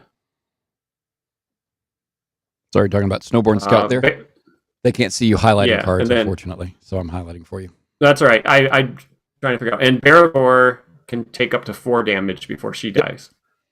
And the damage stays until you heal it off. So let's talk for a second about a strategy with cards that say, deal damage to an exhausted character or something like that. Like I got that, was it Shadow I got earlier? Yeah. Oh, and yeah, I threw it and I threw it on Theodred. Why did I throw it on Theodred? Well, I'm just because I'm not likely to have to defend with him. I mean, same thing with Aowen, and I've had Aowen be a better target for it sometimes. Not so much with this deck because Theodred has 4 hit points, so he can just do more of it. He can do that more often. And these characters that I'm not very likely to ever defend with are usually the ones that soak up. If I have no other choice about an ally or something, I'll put it on a hero that's not likely to be defending because when else are they going to get damaged? Apart from archery. Right. But we're not going to talk about archery right now. Yeah, and so if you have a card like Necromancer's Reach that deals 1 damage to each exhausted character, you want to leave at least 2 hit points on your monsters. Yes, for sure. Possible. Distributing the damage. I'm not sure, Greg, if I'm following what you're saying, but if the Snowborn Scout defended against, against somebody who was attacking for 6, you would. He's exhausted. All right, he attacked for 6. I mean, you would basically just put 5 damage on the guy, and he's dead, like that. He would die. Yep. You wouldn't carry the damage over anywhere else, and yeah, you can't distribute damage. Like if Barivore defends and that 6 attack would kill her, you can't place one of those damages anywhere else. All the damage has to go on the character that was declared a defender.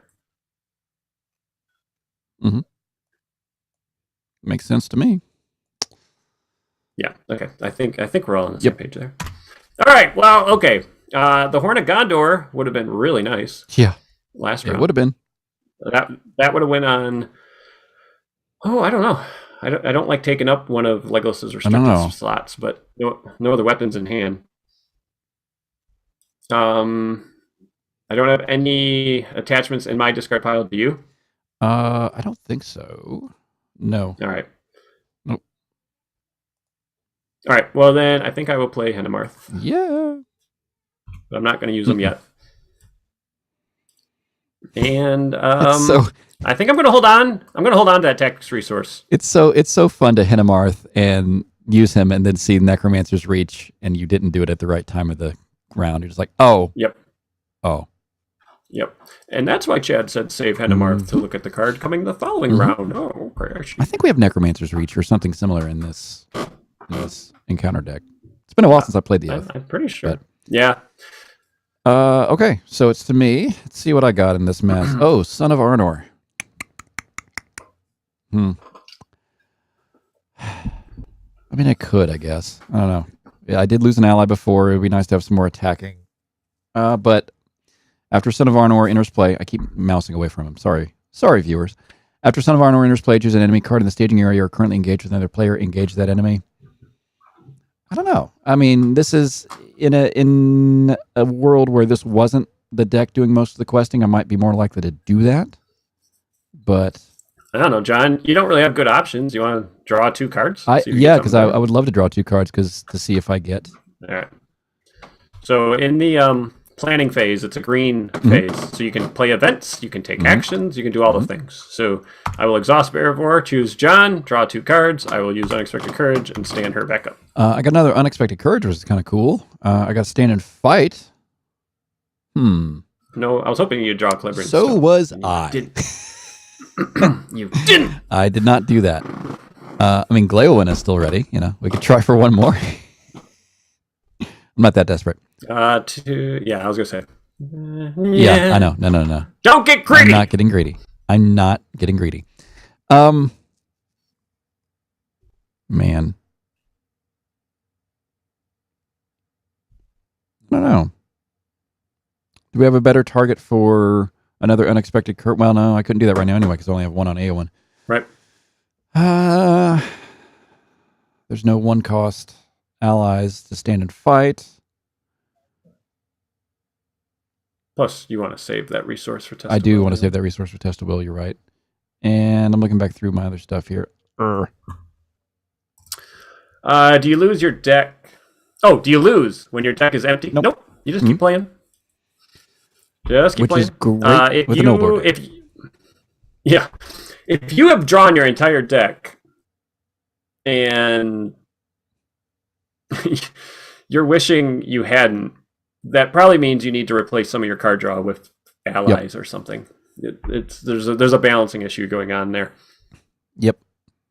And then Will of the West, of course, can shuffle it all right back in, which is useful for some strategies and cards that come later. But with the card pool right now, drawing your entire deck, and I don't know, you're probably missing something. Yeah, and honestly, if you're drawing your entire deck with a early card pool deck, then you've probably threaded out. You've been playing so long. So, Greg, I got to ask you, because I've seen you ask this question before. You've asked about allies being attached to heroes before, and I'm just curious what makes you say that, I guess. Because allies don't get attached to heroes. And so I'm wondering if there's a foundational rule within the game that is making you think that happens, and so I can clear that up. Because allies come in as allies. They don't get attached to anything. Yep. They are characters. Attachments. Yep. Yeah. Attachments get attached. So your question doesn't make any sense because you can't do that. But I'm just curious how would an ally work? So an ally is just a new character that is now available for you to play with. So you can exhaust them and commit them to the quest. You can exhaust them as defenders. It is a character you control. You can exhaust them to trigger their abilities. They can defend, yes. Yep. Any character you control, as long as it doesn't say here, let me show you something. This is the other thing, when you only have the core set stuff and you just haven't seen enough of the I just pulled up the other cards. Quest Companion for Ally card. So ally cards. Ally cards represent characters, which are friends, followers, creatures, and hirelings that assist a player's heroes on the quest. Ally cards are played from a player's hand, and they remain in play until they are destroyed. See also ally. And John, if you go back, I just spawned an Erebor Record Keeper. So it's cards like this ally right here, that clears up a bunch of other rules because his text, it makes you think oh, okay, I see what's happening. So Erebor Record Keeper cannot attack or defend. And so if you didn't know allies could attack or defend, you'd be like, wait, I didn't even know that was a possibility. So he's just a quester. Yep. And he has another ability as well. But yeah, allies are characters. And is a hero a character? Yes. Heroes and allies are both characters. all heroes and all allies are characters, but not characters you control, right? As well. There's Yep. Go ahead. I know what you're gonna say. You're gonna say the same thing about the enemies. Yeah, enemies are not characters. So, like for something like Valiant Sacrifice wouldn't work. Something like Horn of Gondor. After a character is destroyed, add 1 resource to attached heroes resource pool or heroes pool. Should say resource pool. Mm-hmm. That is that's only a player character. So a player card character. So like an ally or a hero, not an enemy. And you control all the cards you've played. So if you have an attachment on an enemy like Forest Snare, you control the Forest Snare. There's attachments that go on locations like Ancient Matham. You control that Ancient Matham. Jon was caught in a web, and that was an attachment that the encounter deck controlled. So if you reveal a shadow and the shadow says discard an attachment you control, he would not have been able to discard Caught in a Web because he doesn't control Caught in a Web. He doesn't control a treachery condition. Correct. All right. Cool. Great questions. Great questions. Thank you. Thank you for asking them. Those are the kind of questions that we cannot think of as veterans. That I made all those mishaps when I was first playing.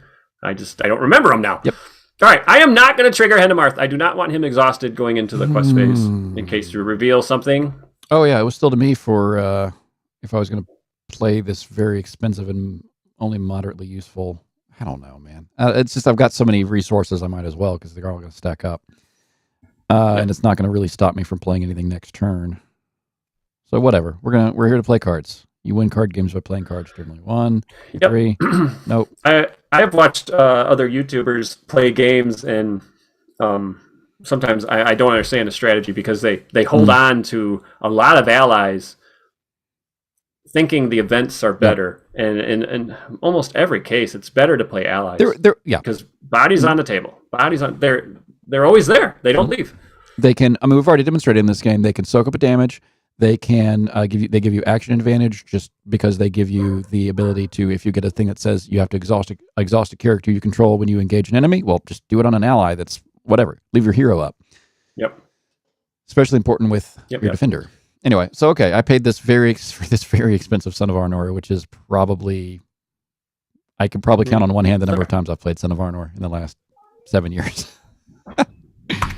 Alrighty, quest time. I'm just sending Barivore for 2. Okay, I'm doing the thing and the thing. I have this Radagast Cunning. Oh, this Forest Gate should have gone away before. Nope. Huh? What? No. That's 4. Sorry, not 2. My bad. Yep. Okay. The templating of these cards. Yep. Sorry. There it is. 4 right there. I can read. Okay. All right. So I'm sending 7. And so we're questing a total of 9 again. All right, you want to run the deck? Would you do a Theodred's resource? I pitched it to Aragorn to ready him. Okay. Did you need it for something? Because I can just spend Aragorn's other resource. I wouldn't mind another Lord. Okay, yeah, take it. All right, so Barivore was committed, and then Theodred committed. So to ready Aragorn, I spent Aragorn's resource he had left over from Steward. Here's a treachery. We return an enemy engaged to the staging area. If no enemy was returned, it gains Surge and Doomed 1. That's not terrible. Yeah, I don't hate it. I feel like there's worse. Okay, so Surge. So it doesn't. My strategy with Test of Will in hand to cancel treacheries is if the treachery didn't really kill me, I don't play Test of Will. You're always going to wish you hadn't. The next card is always going to be worse. Oh, there's a good target for the Son of Arnor if there's another enemy in staging, because you can't engage this guy unless if there's no other enemies around. But the Son of Arnor could always pull that guy down. But hey, we made 2 progress. No, we didn't, because we got one more to. That was still a card 1. Oh, that was the Surge. Oh yeah, that's right. Thank you. More spiders. All right. Yeah. All right. So I think, John, I will play this Radagast Cunning as an action. Yeah, take that 3 threat out of it. I will choose it. Yep. So we are going to not have this 3 threat count. Sorry. Oops. I'll take mine back. There you go. There you go. We're good. We're square. There we go. So now we're up by 2. I cannot use Quick Strike to kill anything, if anyone was asking, because none of the enemies are eligible. Yep. Legolas cannot attack into the staging area. If I had Dune here, he could attack enemies in the staging area, but Legolas doesn't have that ability. So we're up by 2. That clears the active, which is probably the most important thing. Getting location locked is the worst, where you have so many locations that you can't quest over them. So as long as you can always clear the active and just keep sliding those locations in, you can keep the quest moving. So now the question is, do we want to discard any cards to boost the willpower even more?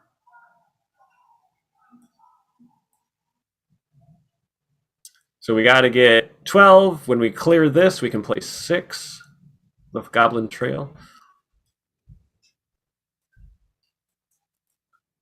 Oh, I see what you're saying. Yeah. We're going to be able to clear out the enemies. They'll both be coming down. I don't know. I don't know. Discarding a card seems kind of useless. Yeah. Just to make 1 willpower. Yeah. And a girl. Yep. And as Brandon would say, look at the throat. Well, you can't. She's got a hood, but yeah. I'm not going to pitch a card. I mean, I have this Valiant Sacrifice in my hand, but Right. If we were 1 progress away from clearing this location, one of us would be pitching a card. For sure. Absolutely. All right, where to go? Want to reveal a card, or do we want to discard a random card? I mean, I do not mind discarding a random card. The only one that would bother me is if Gandalf goes away, but other than that, although in theory, no, actually, well, no, I can't. Because don't say stand and fight. This is a new player thing. Let's talk about this. Stand and fight. Stand and fight has one of the more controversial early rulings, but choose an ally with a printed cost of X in any player's discard pile. Put that ally into play under your control. The chosen ally can belong to any sphere of influence. Guess what's not a sphere? Neutral, which Gandalf is not a sphere of influence. Yep. We know. Don't yell at us. Can't stand and fight Gandalf. Can't stand and fight Gandhi. That's probably for the best, because that would just be a little crazy. Yep. Let's go to the Tangled Grove. I'm first player. I'm making the call. Okay, do it. All right. So then over here, these little, oh come on! The hamburger. Who was it? Picked Gandalf. Nice. Chris, I'm convinced that Chris has programmed dragon cards. The shuffling algorithm. I mean, because look at this. It's good. He knows when you're playing. It does some. You lost a quick strike. Some sort of, and then I lose. Yeah. I lose a Gandalf. Fine. The only card you didn't want to lose. I said it out loud. It's like talking about something in front of an Amazon device. Yeah. Before we started streaming, we started talking about how one of these days we have to get on film when Aaron sits down for me for a turn, and how he just completely destroys my game state somehow. It's funny. So bad. All right. So. We cannot optionally engage the sniper if there's another enemy. So one of us needs to grab the Spider of Mirkwood in the optionally engagement phase. So even though it's going to come down normally, we can still grab it. It's going to hit me harder than you, but it's and I'll grab it. I was just going to jump. Cool. So I'll grab him. Oops, this should be a way. Goodbye. And then during the encounter phase, players cannot optionally engage Goblin Sniper if there are other enemies in the staging area, but I'm second player, and I'm now able to optionally engage. There's no other enemies, so I'll optionally engage this Joker. Yep. And we could do all kinds of fun things here. I could do a quick strike with Legolas and kill the sniper that's engaged with Jon, because I have ranged, but I'm not going to do that. I want to kill my spider. Yeah, definitely kill your spider. So Jon, we're on our own. So I'm going to hit Shift S. Okay. There we go. Oh. All right. So this guy's pretty nasty. He gets +1 attack for all my exhausted characters. So if I exhaust the Miner of the Iron Hills to defend, he's currently attacking for 4. And the Miner of the Iron Hills is dead. Goodbye. I always like defending with an ally that has at least 2 hit points, because any shadow that says deal 1 damage to the defending character, that kills that defender. And then the attack is undefended, because now you no longer have a defender. Yeah, and you got to put that damage on a hero. Yep. Now I'm wishing I played that Horn of Gondor. I didn't think I'd be losing another character. Dang it! All right. We suddenly had some combat going. All right. Yep. I need what? Oh, just 2 to kill him. Okay. And he's only attacking for 2. I'll defend with the Orc Slayer. Why not? Yep. If this attack is undefended, discard an ally you control. It is being defended, so that doesn't hit. So 2 attack, 1 defense. He takes 1 damage. Yep. All right, now we attack back. I want to kill this guy. He has 2 defense and 4 hit points. I know the templating is weird. I honestly did not think about that when we loaded this. It's okay. Kind of wishing we had. All right, so Legolas is swinging for 3, 4, 5. Dang it. All right, so I kind of don't want to use Hennemarth, so I think I'll just swing for a total of 4. Yep, you're not going to kill it anyway. So, and I can't help out because I don't have any ranged. Son of Arnor is not ranged. He's busy being depressed on his horse. And Aragorn is not ranged because that would just make him too awesome. Yep. Plus, he has a broken sword. You can't really reach very far with a broken sword. He's like, that's right. But you got your guy. He only takes 2. I got my guy. So yeah. Yeah, Ben, you're absolutely right. You lose. Actually, it takes 2, so it's Son of Arnor. Right. The strategy changes the more cards you get, guys. But Ben is right. With the core set cards and the first cycle, you're chumping a lot. That is basically how you survive. Okay. Hennemarth is still ready. So now I'm going to take a peek at the top card of the encounter deck. Oh, man. I had debated not using Denethor, so I could have got rid of whatever card we see. But unfortunately, we know a surging card is coming. Sorry, what? And then what do we see? Oh, Goblin Runners. Crap. Okay. And then Gleowine's still ready, so I'm going to draw a card. Ooh, hello, healing. All right. Shift in. Yeah. Sweet. I got another one of these Radagast Cunnings. Yeah. Ugh. It's great to see once, not so good multiple times. Oh, right. Look. Steward! Another Steward. Guess what's going to get pitched to Eowyn probably at some point. Maybe not this round. Maybe it won't be a problem this round. Still no Celebrian Stone, unfortunately, which is a bummer. Greg, I'm assuming you're asking me. I'm Chad. Chris is C-Stan. That's John. But that's okay. 50 cards in my decks. Yep. That's the minimum, and I usually try to keep it right there. Let's try that again. I occasionally will play a 53 card deck if I have Daron's Runes in there, but honestly, even then, I would rather it be like a 47 card deck effectively. Daron's Runes is a card that lets you, essentially it replaces itself. If you are going to run a 53 card deck, you could do those, but even then, I would still rather it be 47, a net of 47 cards, even whatever. Play with that card, you'll figure it out. So here's some deeper strategy. So John could play that Unexpected Courage on Denethor. Mm-hmm. Denethor could use his ability to put that surging goblin on the bottom of the encounter deck, and then I could ready myself with Unexpected Courage. That is something we could do to avoid revealing that. And I could use Theodred to toss a resource to Eowyn so that she can still pay for Test of Will if we need it. Yep. But we're also not really hurting for combat, so it's not the worst. I mean, you got to think about the Goblin Runners as another, because they're relatively easy to kill. I forget what the stats are on them in this one. Yeah, but their shadow it makes an additional attack, so it's. Oh, that's the one. Yeah. Kind of darned if you do, darned if you don't. Putting it back in the encounter deck is not great either. Yeah, I kind of would rather pull it out and kill it, get the 2 progress, and. I was hoping to get a weapon. I wanted to play this quick strike. I'm thinking of using Barivore for myself right here to try to get a weapon on. So I'm going to exhaust Barivore and then ready her if Unexpected Courage to draw 2 cards. Come on, weapon! Hey! Aww. Crud. This stupid Blade of Gondor. I know. Remember that whole bit I did about it where so it only hurts orcs? Only hurts orcs. Yeah, against any other type of enemy, the blade doesn't do anything. Okay. So I guess there isn't really a weapon that helps Legolas kill a spider. Yeah. I forgot. But I mean, he does get the extra progress token on the current quest. I know. It's just annoying. I agree. Okay. All right. Oh, I am first player. Sorry. I mean, I'm not opposed to doing the thing and putting it on Denethor, but he'd also get an extra. Maybe just to show people. Yeah, I don't know. Yeah. But the other thing is, we've got this Galadrim's Greeting sitting here. That could be. I feel like that's going to be a little more useful because we're creeping into the 30s. We've entered our 30s, and so things start to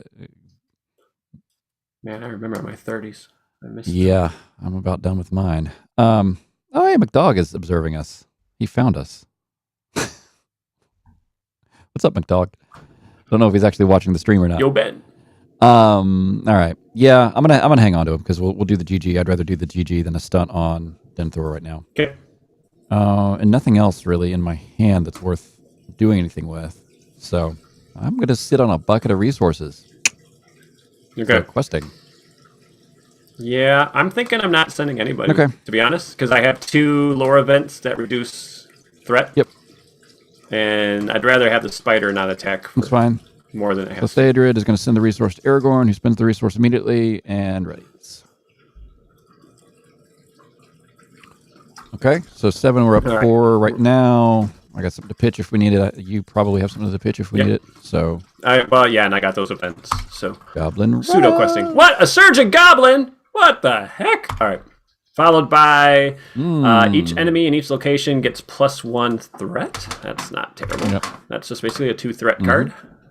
And then are there... it said something about this card. It says to the end of the phase. So if we...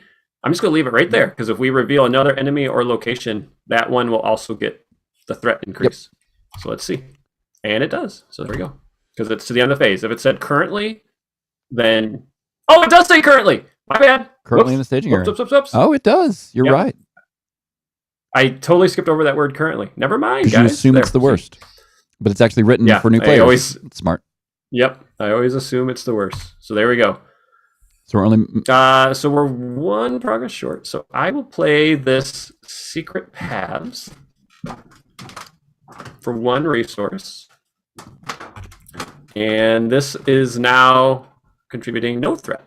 Where'd you put Secret Paths? In my Discord. Let's pull it up for the players here. Okay. Or what, viewers? Secret Paths. Quest action. Choose a location in the staging area until the end of the phase. That location does not contribute its threat. Okay. So now we're making... That was nice. Yep. That one cost lore ally or event was basically questing for 4, which is really cool. Mm-hmm. And so we've made 3 progress, which is exactly what we need. So if we want to pitch, we can, but we don't really need to. Yeah. Let's save that for the push on this card later. Okay. I think it's time to go to this Goblin Trail.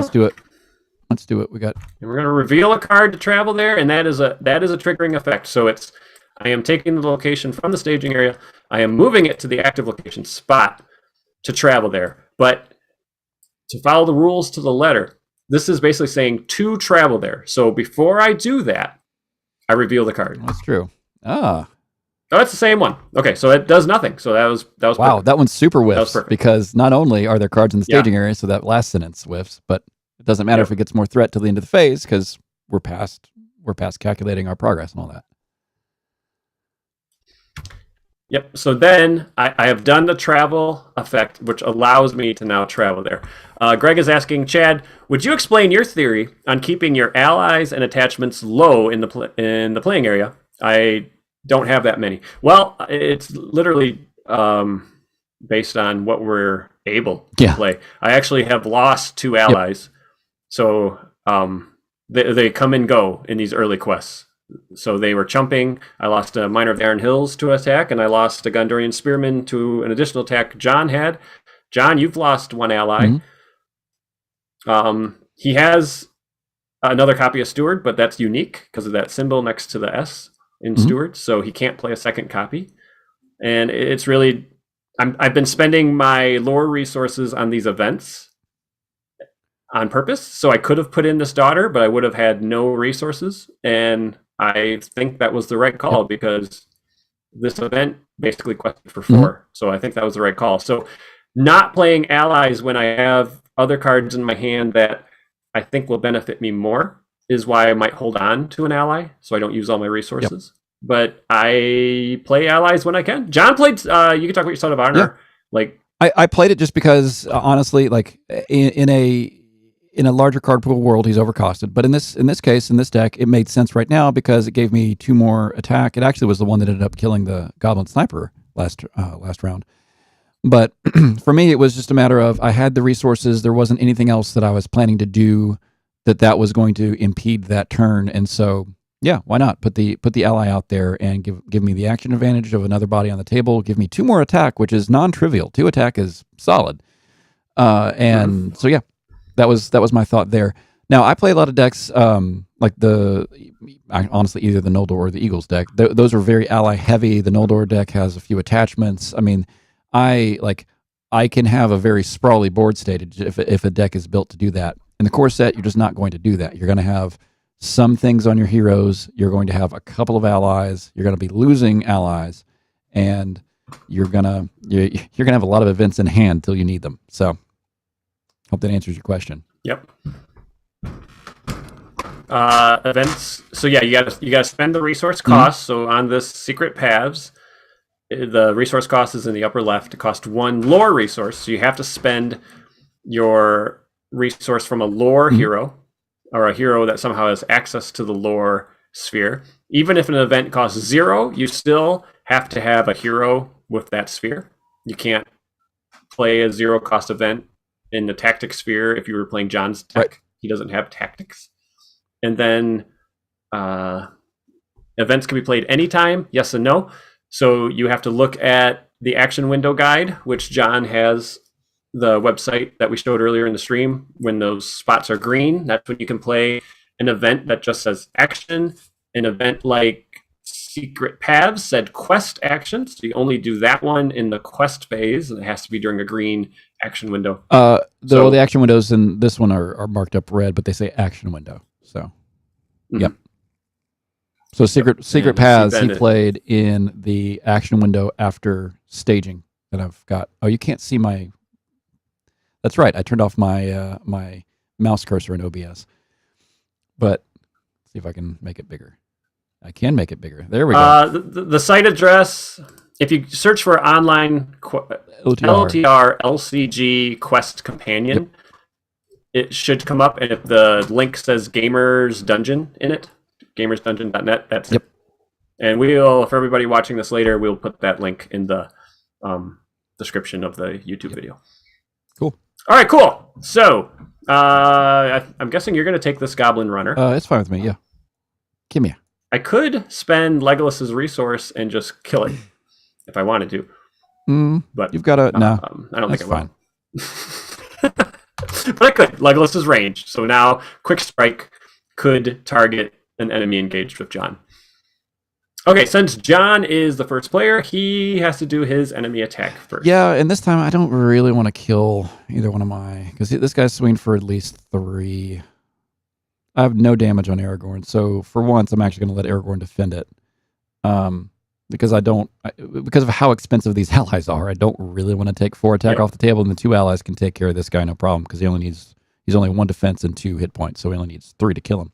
So Aragorn's going to defend for 2 against a 3 attack, plus attacking enemy gets +1 for each goblin enemy engaged with you, so he's attacking for 4. That's non-trivial. That puts 2 damage on Aragorn. So this is a treachery. So you only look at the shadow effect underneath that line with the little skull on it. You only read what's underneath it, and you do that. You don't do anything above that line. If this had been a treachery with no shadow line, like, Jon, if you want to... Oh, never mind. That has a shadow. Never mind. I thought destroyed by shadow didn't. But anyway, if it's a treachery that doesn't have a shadow line, it's just completely ignored as a shadow card. You only look at that shadow line and everything underneath. The rest of the card might as well be blank. Yep. Except for the awesome art. I'm getting attacked. Yeah, that's true. I'm getting attacked for 2 + 1 for every exhausted character. So Denethor will exhaust. So it's 3 against 3. And no shadow. Thank you. Awesome. Lucky. So I can't send Legolas your way. So that's fine. It's all I don't need it. Because he's... Oh, yeah, I got it. Because I got 2, 4. Jon's combining the 2 attacks from each of these characters for a total of 4. You add that up. You subtract the defense once. And it does 2 damage, or does 3 damage to him, which kills him. Yep. Bye-bye. Yeah. All right. And then over here, Legolas is swinging for 3 against a spider. And I need 1 more attack. Barivor has 2. I've already used her ability this round. He did. Legolas places 2 progress plus another one from the blade, so I place 3 progress on the active location, which acts as a buffer. Who wants the card? Glaywine is ready. I mean, if we're just digging for Celebrian Stone at John, this point, yeah, you can have it. Take it. And then Hennemarth is going to take a peek. Another son of Arnor. Dang it. All right, and we know the forest Nice. gate is coming, so that's a nice, easy Good for you. location. Hennemarth lets you peek. Mm-hmm. So love using Hennemarth after everything's been done, and then now he's ready throughout the entire quest phase, and I'm not scared. Another Horn of Gondor. All right. Yep, I got another unexpected courage. Come on. All right, I think I'm going to play my Horn of Gondor. So Legolas, Legolas now has his 2 restricted attachments, but I put it on Legolas because he is my off-sphere hero. So I have 2 heroes of the same sphere and 1 hero of a second. So it's harder to pay for my tactics cards because I'm only getting 1 tactics resource around as opposed to 2 lore. Yep. I think, John, I will play the Daughter of the Nimmerdell. And she can heal 2 damage on any 1 hero. But again, I'm not going to use her now because she only has 1 hit point, and I'm scared about a card coming that kills or deals damage to exhausted characters, and I don't want her to die. Yep. So I'm going to wait. Agreed. But John can't keep himself safe over there. He keeps getting hurt. I know. So I'm swimming in money over here, though. So what we're going to do is... you want Barivore? Honestly, yeah, because I'd rather get Celebrian Stone out than pay for... Okay. Draw Another Guard of the Citadel. Hey, Celebrian Stone. All right. It actually worked. It worked. I assumed I mean, you're playing with me, so I assumed all 3 copies were your bottom 3 cards. You're playing with me, and we're playing on Dragon cards, which, Yep. Yes. So... I expected the algorithm to punish me.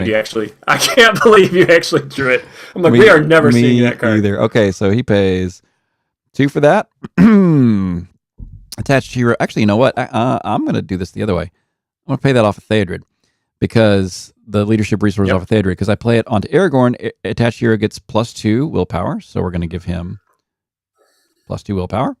And then if attached hero is Aragorn, he also gains the spirit resource icon. So now Aragorn's 6 resources here are also spirit resources and leadership resources. So I got some things I can do here.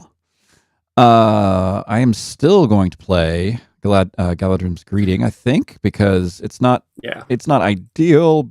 It's nice to get the 6, and so where did it go?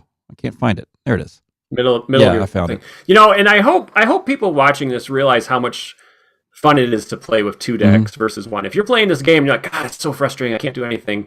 Playing 2 decks really just opens up the game. And I always played solo 2-handed. I always played with 2 decks. After I played a few games solo to get the hang of it, because you can see how John's doing all the questing. All my characters are still up and handling all the combat and triggering their abilities. It just really, really, really makes the game more fun. I am killing stuff too, but yeah. You are, but you're not like constantly wishing you had more actions and more resources to do stuff. Sure. It just makes it for sure. And ranged actually matters, and sentinel actually matters. So I'm going to reduce my threat by 6. No, I'm kidding. Reduce each player's threat by 2. Galadrim's Greeting works a lot better at larger player counts, I guess, for the 3 resources. At 2 players, it's like, it's okay. But we reduce by 2. Yes, Greg. 2 50-card decks. So I have my 3 heroes and my 50 cards that go with those 3 heroes, and John is playing with his 3 heroes and his 50 cards that go with those heroes. So John doesn't have any lore cards, doesn't have any tactics cards in his deck because he can't play those. But they're in my deck. So I'm actually just going to do the Guard of the Citadel this time, even though I could play both him and the Son of Arnor, just to see if maybe next turn we can yoink an enemy out of the staging area or something. If there's worthwhile, I don't know. We'll just see if that comes up. And I want to fire his response if possible. Sure. All right, so I'm first player because the little icon up there is telling me. Plus, we're on round 5, and I was first. So, right, can I do that with a solo game? Yeah. So you're playing a 2-player game, but you are both players. Right. So you move the first player token between your 2 decks, keeping track of each deck. Like I used to play where I would actually have my hand, of cards, play my one deck, set the hand down. All right, now I'll pick up the other one, play it, set it down. Yeah, stuff like that. All right, questing. Yep. Doing a lot more of that now. Yeah, I'm only sending 2 again. Okay, Theodred sends his thing to Aragorn, even though it doesn't really need it, but there we go. So I'm questing for... Well, then I'll take it! Do you need it? Yeah, if you want it. I mean, I don't care. Take it. Yeah, I'll take it. I'm always resource poor. John's over there with leadership, swimming in money. I guess I'll take the money. I don't need it. Chad's over here. Returning cans. Get 10 cents. Right? God. Well, I don't need it. All right. Until I play solo. Second card. True solo. Right. It was such a solo comment. I don't need it. Thanks for killing all those enemies and stuff, Chad. Let me draw those cards. Appreciate it. All right. We got to return enemies. We can't, so we have to do Surge and Doomed 1. You want to cancel this thing so we can just keep moving, or what? How many Test of Wills do you have? I just got the one in hand. Why don't you, John? Just so we can talk about how then... Yeah, that's fine with me. When Dwarven Tombed allowed and stuff and all that crap. So John's going to cancel this thing. Yep, with Test of Will. So it's gone. So we don't do any of it. So cancel the win reveals of a card that was just revealed from the counter deck. Now, the Surge and the Doomed 1 was part of the win revealed effect. It was a conditional in the win revealed effect. So that's why that gets canceled. If this card just said Surge or Doomed 1 and that wasn't part of the win revealed effect, it would be like above it somewhere. Those things would still fire even if I cancel the win revealed effect. Yep. And John's allowed to play that Test of Will because it is a response to a treachery. I'm sorry. It is a response to an encounter card being revealed off the top of the encounter deck. It's not an action. It's a response. And responses don't need special action windows. They need a trigger. Yep. And trigger was an encounter card coming off the deck. So when it's all said and done, we make 7 progress, which is awesome. So 1, 2, 3, 4, 5, 6, 7. We could also be discarding cards to Eowyn now. Boy, we could, because we would end up questing through this card. So, yep, I don't hate that. When this is explored, we're going to be placing 6 progress. So we just need 2 more progress. I mean, I'll pitch to this extra steward. We just need, I'm sorry, I'm going to say it right. I'm going to actually back this off so it actually is perfect. So right now, we are up by 7. So if you do a little math, 3 and 4. When this gets explored, 6 progress. So that means 10 on the quest card. I'm doing all the mousing because I'm so used to people watching my screen, following so I'm assuming John. Okay, so we are 10 out of 12. So we need 2 more progress somehow. We have 2 ways to do it. I can play Radagast's Cunning, and that'll get us the 2 progress, or we can each pitch a card. I have a perfect card to get rid of, so I'd rather just pitch a card. I also have a perfect card to get rid of, an extra steward. Okay, so I'm going to pitch to Eowyn, and that's going to boost her willpower by 1. And John's going to pitch to Eowyn, boosting her willpower by 1. So John's willpower goes up. So now we've made 8 progress. So now I'll place it. 1, 2, 3, 4, 5, 6, 7, 8. 9 progress. 9. Sorry. Yeah, I'm like, that math doesn't work. No, we totally had it right before. Yep. This goes in the victory display, and then we get to place 6 more. The quest card says we cannot advance unless 1 copy of Goblin Trails in the victory display. And a question I see a lot of times is, hey, if a quest card has an effect like that, and it's not the quest phase, and you've completed the effect, so in the second quest of the game, where you have to kill the hill troll to advance, and you kill the hill troll in combat, and you've already placed the 8 progress? Something like that. I think it is. You would advance in the combat phase. You advance as soon as any of the conditions on the quest card are met, no matter what phase it is. It's not just a quest phase, but we advance. So we go into the rear guard. We got to add the goblin troop to the staging area. And then everybody else needs to find a goblin enemy and add it to the staging area. Counter deck and discard pile. So does it say? Yeah. It does say shuffle the encounter. No, it doesn't. Well, but it's implied. Because when you search, you're supposed to shuffle. They assumed by that point. People just know. Okay, so what I'm going to do is I'm going to look at the encounter deck to see what cards are left, because there's only 4 of them. Well, I got to look at the... Okay. None of them have shadows. That's what I wanted to see. When we get attacked, are any of these going to have nasty shadows? And we do have a goblin in there, and it's a real wimp. And I don't think it makes sense to grab a goblin out of the discard pile because the decks are just going to be shuffled again anyway. And look at the when revealed effect on Goblin Town Scavengers. He can potentially really screw you. Not fun. So close and shuffle. Yep. Okay. Yeah, so the when revealed effect on him, we avoid it because we're not revealing him. We are adding him to the staging area. Goblin enemy and adds it to the staging area. That's the key. And that's exactly what I look for. When it tells me to grab something and add it, I'm like, okay, which one of these has a when revealed effect I don't want to have to worry about later? Robert, yeah, no worries, Robert. We're glad to take it a little slower on this one. Yeah, I slowed myself down in the progression series for the earlier quests. So the first cycle, second cycle. But then I started playing fast, mainly because I had to. Otherwise, the videos would be an hour and a half long. Those quests just start getting long. All right. Alrighty. We can't be winning this game until we kill the goblin troop. And then if we place the 6 progress and we've killed the goblin troop, we win. Okay. So that's all we got to do. Goblin troop swings for first player. 5. Yeah. It's not fooling around. I vote for the forest gate. I think I vote for that too, actually. Woohoo! All right, I get to draw 2 because that also, 1, 2. Yeah. Gandalf. Okay, what do we got here? He's a 3/5/3, 6 hit points. All the other goblins that we're engaged with get boosted. Well, it says with you. So as long as he is alone, he's not boosting goblins engaged with the other player. So how do we want to handle this guy? I don't have a feint. He's attacking for 5. Yeah, no, I'm thinking through this. So basic strategy in 2-player. It makes more sense for Jon to take the biggest enemy when my character has ranged, because I can shoot over and help. If I take the big enemy, I'm all on my own. Jon can't help me with it, except for defending. Right. So don't be afraid to tell your buddy, why don't you take that big, huge, horrible enemy? Yeah, which I'm going to do because just kind of thinking ahead through combat, assuming he doesn't get any shadows that boost his defense, I think we've got this in hand.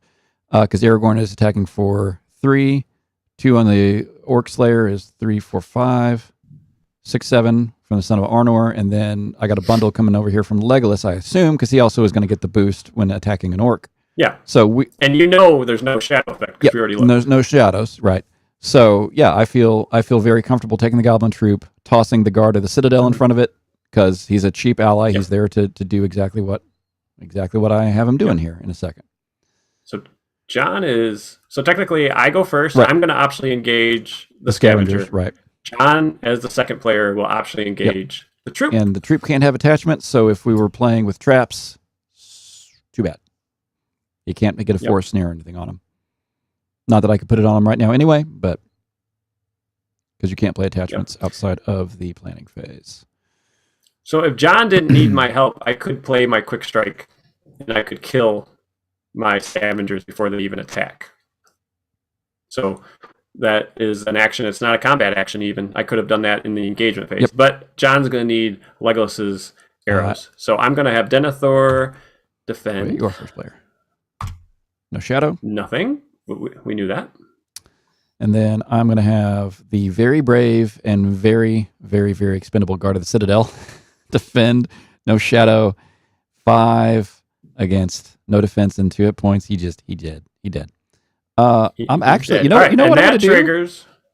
Wait, that triggers Horn of Gondor. Yeah, Woo! that also, character for giggles. Oh, you're going to play. I'm going to do Valiant Sacrifice. After an ally card leaves play, that card's controller draws 2 cards. So, boom. Hey, Snowborn Scout. And, Northern Tracker. Awesome. Good time to see him. All right. Okay. Attack backs. So, I'm first player, so I have to declare my attacks first. To kill this guy, I would need 3 attack, and unfortunately, only Hennemarth can attack. Yep. And he's only attacking for 1, so there's really no point. Jon's turn to declare defenders, or to declare attackers. Yep. So Aragorn, Orc Slayer, and Son of Arnor are combining for 2, 4, 7 attack. And Legolas will join in as well because he has the ranged keyword. So he's attacking for 3, and this guy is an orc, so the blade works. So I am attacking for 4. Okay, so it's 11 total. This guy has 3 defense. He gets 8 damage on him, which is more than enough to kill him. And so he goes. And then Legolas participated in an attack with the blade, so that is 3 progress. 1, 2, 3. Nice. Awesome. Okay. So he goes away. All right, I still have other things I can do. Go to the victory display. He just goes away. Oh, he just discarded. We may see him again. Yep. All right, Daughter of the Nimberdell is going to heal 2 damage from any hero. It doesn't have to be my hero. It says any one hero. So, John, go ahead and heal Aragorn. Yep. I'm going to use Gleowine to draw me a card. I get the Protector of Lorien, which is actually pretty good right now when we're just trying to quest out to win. And then Hennemarth is going to take a peek. And we know it's a 4-threat location coming. Nice. Do you still have that Red, I guess, Cunning? Oh, yeah. Okay. Yep. That's an enemy. Oh, enemy. What's the Secret Paths is the one I was thinking of. No, you don't have that one anymore. Okay. Yep. Yeah, we know. Yeah. Actually, this is working out perfect, John, because we're running out of the encounter deck at just the right time, and we can talk about it. We are. All right, John is the first I am player. the first player. I have to shift in to get all my goodies. Okay. I'm the first player. I got another Valiant Sacrifice. There you go. All right. Now.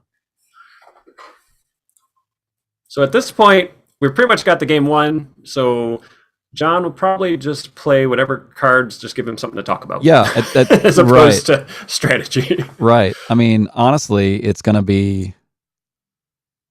I'm going to do Snowborn Scout and Northern Tracker, I think, just because those are going to help with with stuff. So let's do Snowborn Scout first. Okay. So, after Snowborn Scout enters play, choose a location, place 1 progress token on that location. I can choose any location, active or in staging. I'm going to choose the active one. There's nothing limiting me on that card from putting progress on it, so it gets another progress, which clears it. So now all the progress we make will go straight onto the rear guard here, onto the active location. And then I'm also going to play 1, 2, 3, 4. Finally playing the Northern Tracker out of this deck. After playing, this is my 4th game with this deck, and is the first time I played the Northern Tracker. Anyway. Yep. So my prediction on, what was it, 191 holds true. You don't play him often. Yeah. Yep. But he's useful. And yeah, so he is going to be useful for putting some progress on any other locations we might see. All right. Yep. So when the Northern Tracker commits to the quest this phase, he will place 1 here. Yep. And if John had used the Snowborn Scout to place 1 there, it would actually have cleared it. My bad. Whatever. Location. It's 1 and 1. And that wouldn't have been in staging. So if you ever place the progress equal to quest points of a card in staging, it gets explored. It goes away. I don't know why I thought this was a 4th threat. Okay, I keep reading the templating totally wrong, but this one's 2 and 2 anyway. I don't know. Yep. Yeah, it's not huge. Wasn't paying attention. I'm not going to asterisk it. Should have. It's not a scary one. All right. Well, what are you doing? Oh, Spearmint. Yeah, I don't know. Yeah, not exactly useful. I feel like just playing Gandalf just because. Yep. Dropping a G. So I think I'm going to keep 1 tactics resource. Spend all these. What am I going to do? I'm going to drop my throw. Do it. Just because. 1, 2, 3, 4, 5. I don't need cards. I don't really need anything. And then I'm going to play Protector of Lorien to give attached hero +1 defense. And I got to make sure I'm saying that right. Yep. Or, yeah. +1 defense or +1 willpower by discarding cards. Now, the card you discard for that does not also count for Eowyn's thing. It's got to be separate cards. Correct. Just I have lots of cards in right. So, and yeah. I'm definitely going to be pitching to Eowyn because I think we can blow through this. If we were worried about generating enough willpower, I would have drawn cards of Gandalf just to plan on discarding them to Protector of Lorien, but I got plenty of cards to discard. Yeah, and you've got Gandalf to quest. Yep, and I also have Barabor to still draw me more cards. Yep. So let's quest. John's first. First player. Okay, so questing those.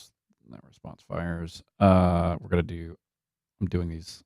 You can't there's really only one card in the entire deck that can screw us over, and that's if we reveal that Goblin Troop again when we reshuffle. Oh yeah, because we got All one. right. We're gonna get one, aren't we? All right, questing. Ready. All right, we are currently making 16 progress. Feel pretty good about that. Because we revealed a card in the quest phase that emptied the encounter deck. The encounter deck immediately shuffles. And then we're going to reveal the second card. If the encounter deck ever runs out of cards in any other phase, like you need to deal out 3 shadows and there's only 2 cards left, you don't shuffle it and deal out that third shadow. It only reshuffles in the quest phase. So let's see what we get, John. Oh, and right now there's no action window. So you might think, hey, wouldn't a pro move be to use Denethor, take a peek, and if it's that Goblin Troop, send it to the bottom of the deck? I can't do that because you can't interrupt staging. Yep. No action window. It's a non-action step. You only can do responses like Test of Will. So you can't use... John couldn't use Dwarven Tomb right now. Yeah, I should have done that. That's another will. one. Oh, I spent all my money on Northern Tracker. It's all right. It's okay. It's a little snipe. All right, so 10 progress made. I could have boosted my willpower by 3 plus 1 more for Eowyn. I could have boosted Eowyn as well. I could have... Nope, I don't have a lore resource. So we did it. Yep. No Goblin Troop. Lots of progress. Victory. Hooray. Victory made. I could have drawn 3 more cards. Yeah. I like to draw cards. Let's see what they are. Yep. The pass would have been useful. No, that's not good. Okay. Oh, well. Yeah. So all cards we've seen. Yep. That's a core set deck right there, where you only have so many cards, so you're just gonna see additional copies. Is Faint in this deck? That's like really the only card I never saw that I thought might be useful. There's Blade Mastery. There you go, Daniel. Favorite card. There's Faint. Yeah, there's Faints. Oh, I did have a Forest Snare. Oh, I have multiple. I didn't really check out this deck list. Yeah, I got 2 Forest Snares. Blade Mastery. Mm-hmm. Hey, the other 2 copies of Miner of the Iron Hills were my second to last and third to last card. So we got very lucky. I was able to get rid of that. Yeah, that came out at the right time then. Okay. John, that was a pleasure. It was. Our decks actually worked. They did. You drawing that Clebrian Stone is probably the most surprising thing I've ever seen. Sitting with me, drawing a card you needed. Yep. Oh, all right. Any more questions from the chat while we're here? Robert, I might have missed it. You said, I can't believe I've been screwing that up all this time. If you're still there, what were we talking about that you were screwing up? Because odds are, you're not the only one.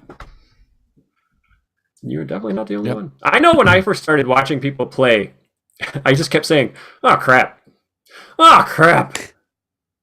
Ah, crap. I mean, I just realized all the mistakes I was making. And that also made me realize, geez, people say this game is hard. And then I'm like, oh, yeah, well, the way I was playing. The deck lists are posted already on Rings DB. They are also in the rulebook. These are the 2 decks that the rulebook shows you for the Fellowship. And they're posted on Rings DB. I always thought Snowborn Scout only worked on active. Yeah. That's a very easy mistake to make.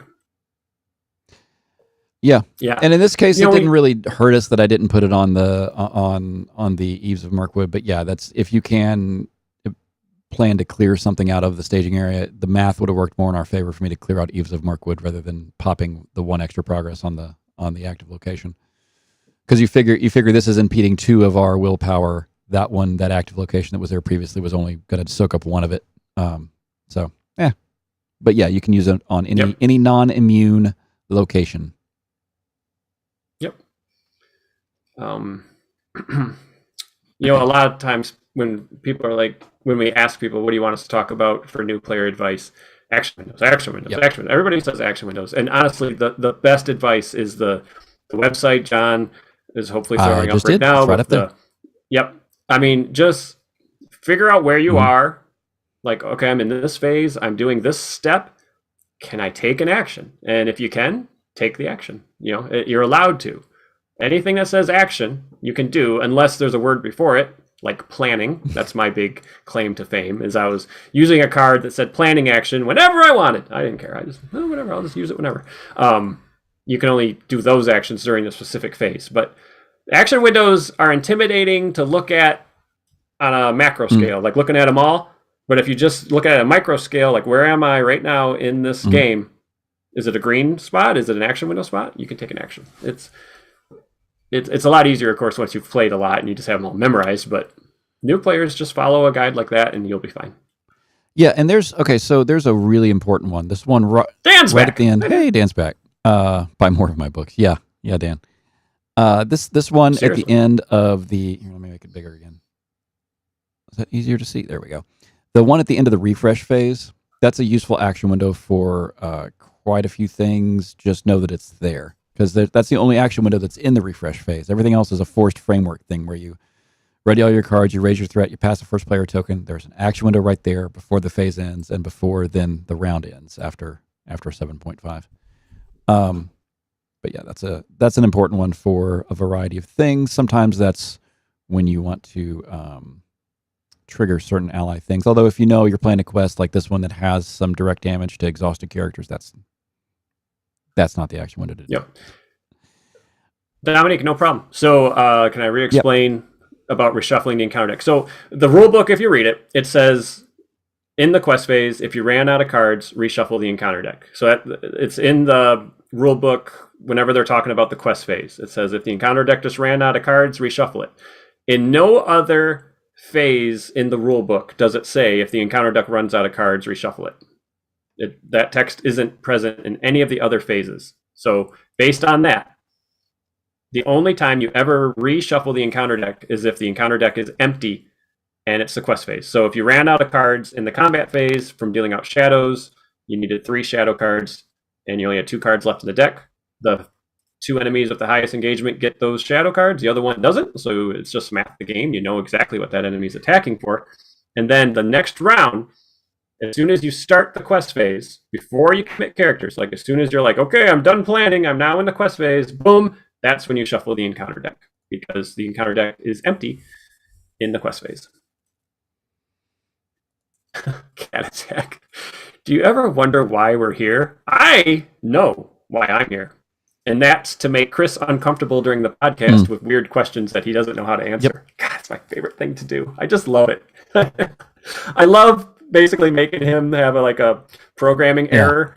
It would basically be the blue screen of death. If I can get that reaction from him, it's a good day for me. It's my favorite thing to do. Just to say something that does not compute. I love it. It's my total reason for being here. Oh, look at my water bottle. Yeah. Everyone's been watching me drink imaginary water. I didn't realize that. Wow. This could have been Miller Lite. You don't know. Yeah. Or vodka. Also clear. We got a couple of more. Let's see. My mistake was... Oh, okay. We got a couple of more mistakes. Robert's got a good one, actually. When I first started, I counted threat from engaged enemies, he means, and active location always. So when you're totaling up the threat during the quest phase, you only add the threat of things in the staging area, not things that are engaged with you or the active location, unless the cards there expressly say adds its threat to the staging area. There are a few of those, not early on though. Yeah. That's a little. That's always weird. You gotta imagine the staging area is it's a section of your board state. Mm-hmm. I mean, draw an imaginary square around it if you want, or a rectangle, or if you're clever, an octagon, whatever you want. But only cards in that space contribute their threat. Once a card has left that part of the board state, it's no longer contributing threat to your staging. The threat's supposed to be a looming threat. It's threat that could interact with you. And so that's what you're questing against. And so once you are at the location, it's no longer a looming threat. You're there. Once the enemy's engaged with you, it's found you. You're dealing with it. So it's no longer a looming threat. So that's the thematic, the theme behind the staging area. Mm-hmm. Yeah, that's the purpose of it. Yeah, that's you just murdered the staging area. Nicely done. Yeah, we're gonna eventually get to that question just asked, but let's keep working our way down. Let's see. Oh, my mistake. There's one from Gert. My mistake was cannot exhaust until end of the round. You would still refresh each character because I thought the round was over. Yeah. And invalidated most of my first quest wins. Yeah. Yeah. And cannot exhaust until end of the round is a brutal effect. I goofed that one up for a while too. I made the same mistake. Yeah. Until one time it can't be that bad, right, John? Right. Like you're just like, oh, it can't mean that. Right. Right. That's terrible. And that's another one where it's really important to know the difference between the refresh phase, where the refresh phase happens and ends, versus when the next round starts and the resource phase begins. Because that was one of the things playing with a bunch of starting off playing 4-player mostly. Those two phases always kind of blended together. The end of one turn, or the refresh phase, the end of the turn, and then the beginning of the next turn, and then the resource phase in the next turn. And those get goofy. Like it really does matter. You got to do those in the right order. And what made me get very careful about that was the kind of weird 2v2 competitive mode from what was that, 2018 was the WizQuest, where you really had to be careful about that. And that just made me pay attention to that more. I mean, not that I was really cheating before. It was easy to get sloppy there. But it made me get more careful about it because I didn't want to actually cheat. And because the refresh phase and the resource phase, in addition to sounding similar, they both kind of feel like cleanup phases. Yep. Like, all right, I'm readying everybody. I'm raising my threat. I'm collecting resources. I'm drawing a card, and it's just easy to think of it all happening at once. But there's actually, you're ready. You raise your threat. Then there's an action window, so that's when you would trigger Lore Aragorn to drop your threat all the way back down to your start if you wanted to in the refresh phase. You got to raise your threat first. And so, not readying to the end of the round, refresh phase is when you refresh your characters. So it's brutal. Yep. We got a question about explaining Nori's actions. I'm not sure. Are you talking about Nori the hero? Yeah. So it's a response, actually, not an action. Yeah. Just to make sure. It is a response. I've got it pulled up on the screen. So Nori Hero, response, after you play a dwarf character from your hand, reduce your threat by 1. So you play, meaning you pay for the resources to put that dwarf character, you play him play the dwarf from hand, then you reduce your threat by 1. It's not limited to a number of times per round, or per phase rather. So if you play 3 dwarf characters because you're sitting on a bucket of resources, then there you go.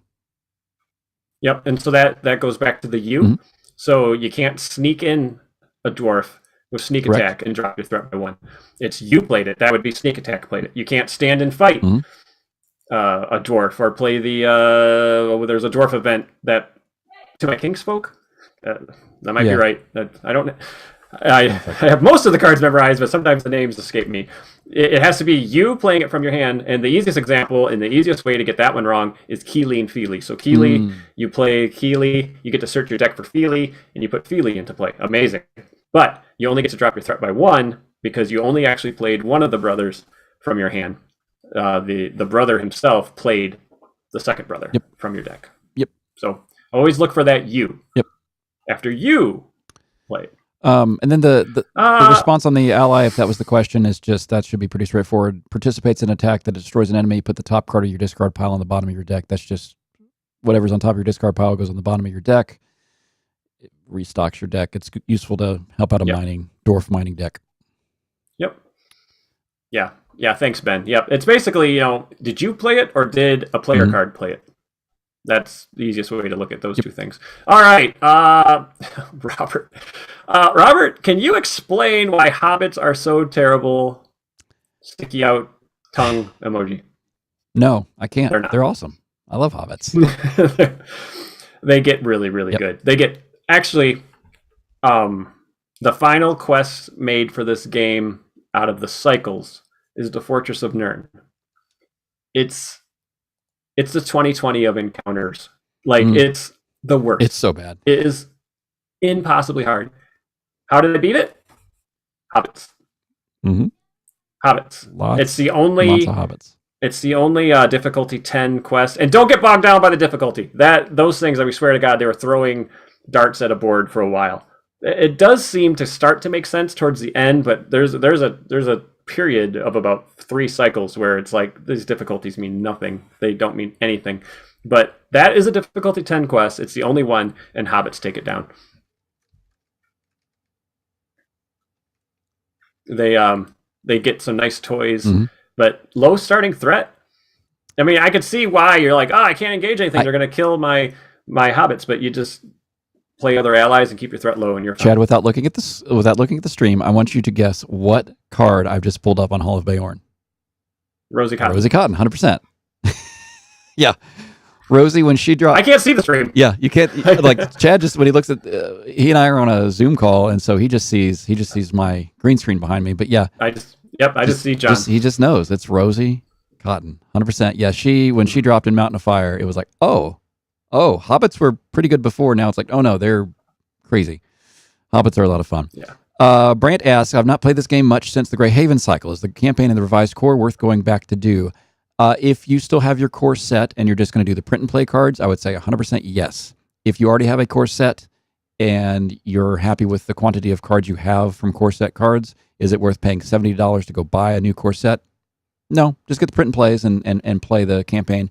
I played it two-handed solo with this recommended fellowship we were playing here, and I had a lot of fun. It was a good experience, good set of quests to play, and added some things, added some unexpected stuff actually. The second quest, the resolution of the second quest in the campaign, really bit me for the beginning of the third one because Oh. It was good. I'm not going to spoil anything. It was just I was like, nice. I know Vardain kind of dug us about not talking about these new cards on our podcast, but we don't want to spoil it. I don't want it spoiled. Yeah.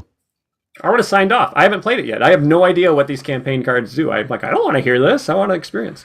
And Brent, if you're like, I wish I had more unexpected courages or whatever, just proxy the card. Yep, man. proxy I mean, the card. just if you sleeve just piece of paper, this is unexpected courage. Slides in. It's a lot of money. I mean, if it was like $20 to get all the if they created a set of cards that was just like, hey, you want to get your 3-ofs? Because when we made this game 11 years ago, we didn't know what we were doing. I'd buy that to fill out my set. But buying a whole nother set just to get, I think it boils down to like what, 8 cards? You really wish something like that, yeah. Because you don't really need when you can print and play the campaign stuff. No, I wouldn't. Unless you're planning on playing 4-player and you wish you had more of the tokens and dials and stuff, then maybe. But, even then. But that's a little different question. Right. That's not really playing the quest type things. But yeah, the campaign stuff adds a good new dimension to those quests, and I highly recommend it for the veteran players. There's no changes, my friend. It's the original core set only came with 1 unexpected courage. So you only get 1. My whole single core progression series was I started that before we even knew this revised core was coming out. The whole premise of that was you only have 1 unexpected courage. You only have 1 Henemarth. I mean, it was whatever the original core has for their card limits. Certain cards only had 1 Clarion Stone. So that whole series I've been playing with just the original core is allotment of cards. But now the new revised core, you get 3 of every card, which is honestly the way it should have been from the get-go. It should have been. I mean, they got better about core sets, and it's we didn't really talk about this on 192, but I think this was about as good of a new core set as we could have expected. Like for them to, short of them completely redoing all of those quests, which just wasn't going to happen. I mean, they threw actual resources and money, development time and money into adding the campaign mode, into adding the boons and burdens and balancing things out. And yeah, I have no complaints about that. We got it. Yeah. We all basically we did an episode a while ago where we all said, what do we wish would come out as if they redid the core box? And I said, I want campaign mode, and I think we all agreed we want 3 of every card, and I want it to be 4-player compatible, or else say it's just a 2-player game. Like, don't say you can play 4-player but not include the stuff to play 4-player. That's just dumb.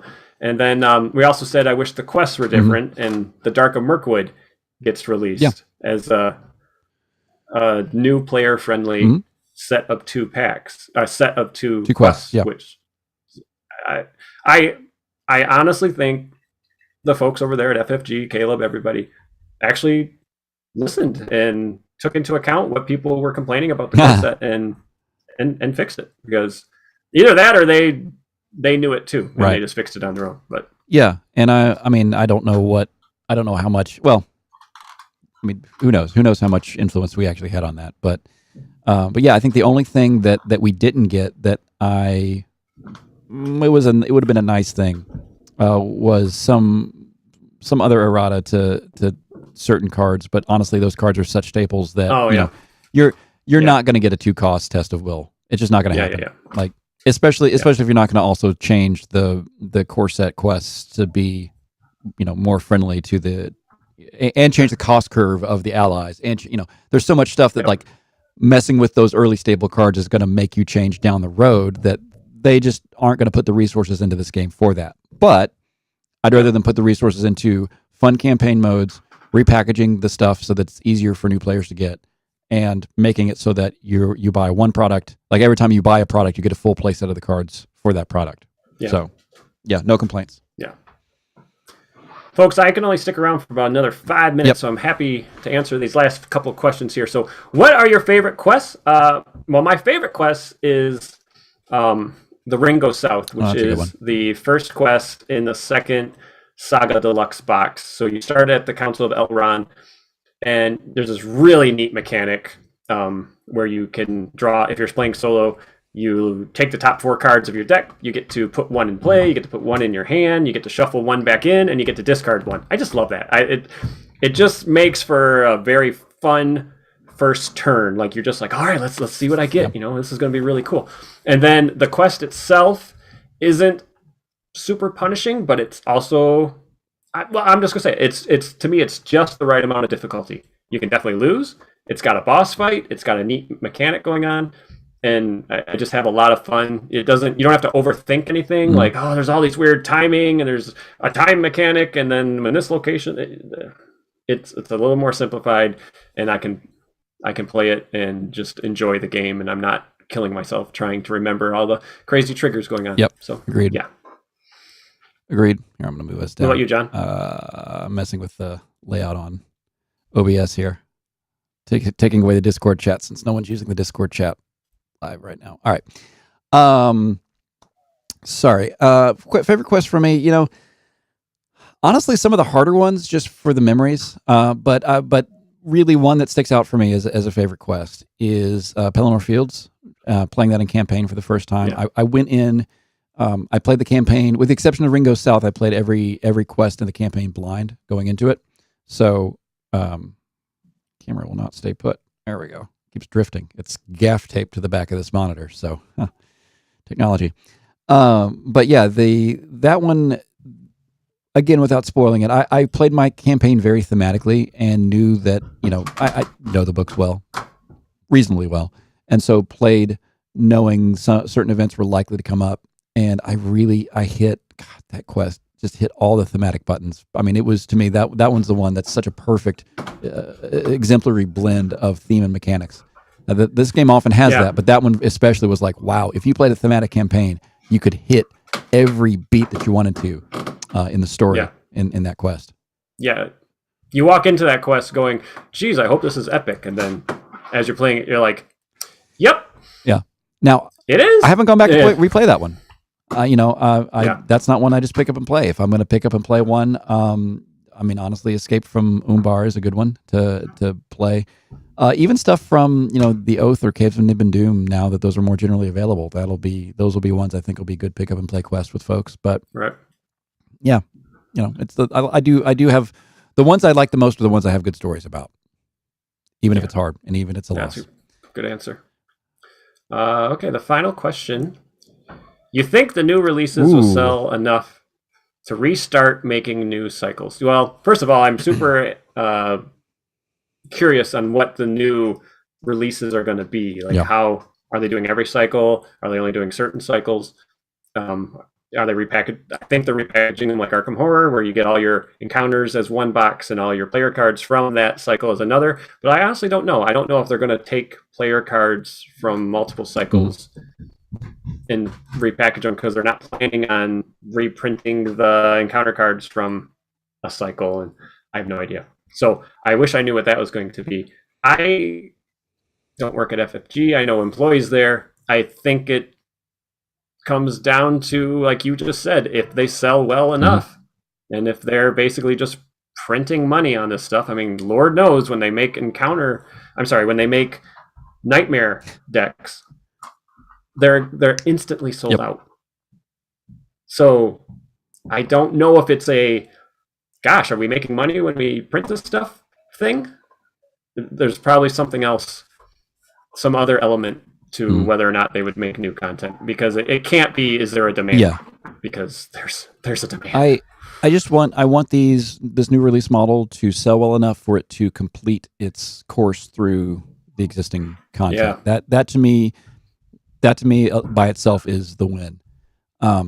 Anything past that, because this is designed to make the game easier to keep in circulation for years to come. And so for them to then start adding other stuff on top of that in what would be the old release model, I don't know. I think what would be cool is we get some more things like the Dark of Mirkwood and the hey, we finally got the train. I don't know if you can quite hear that or not. And there was the boat.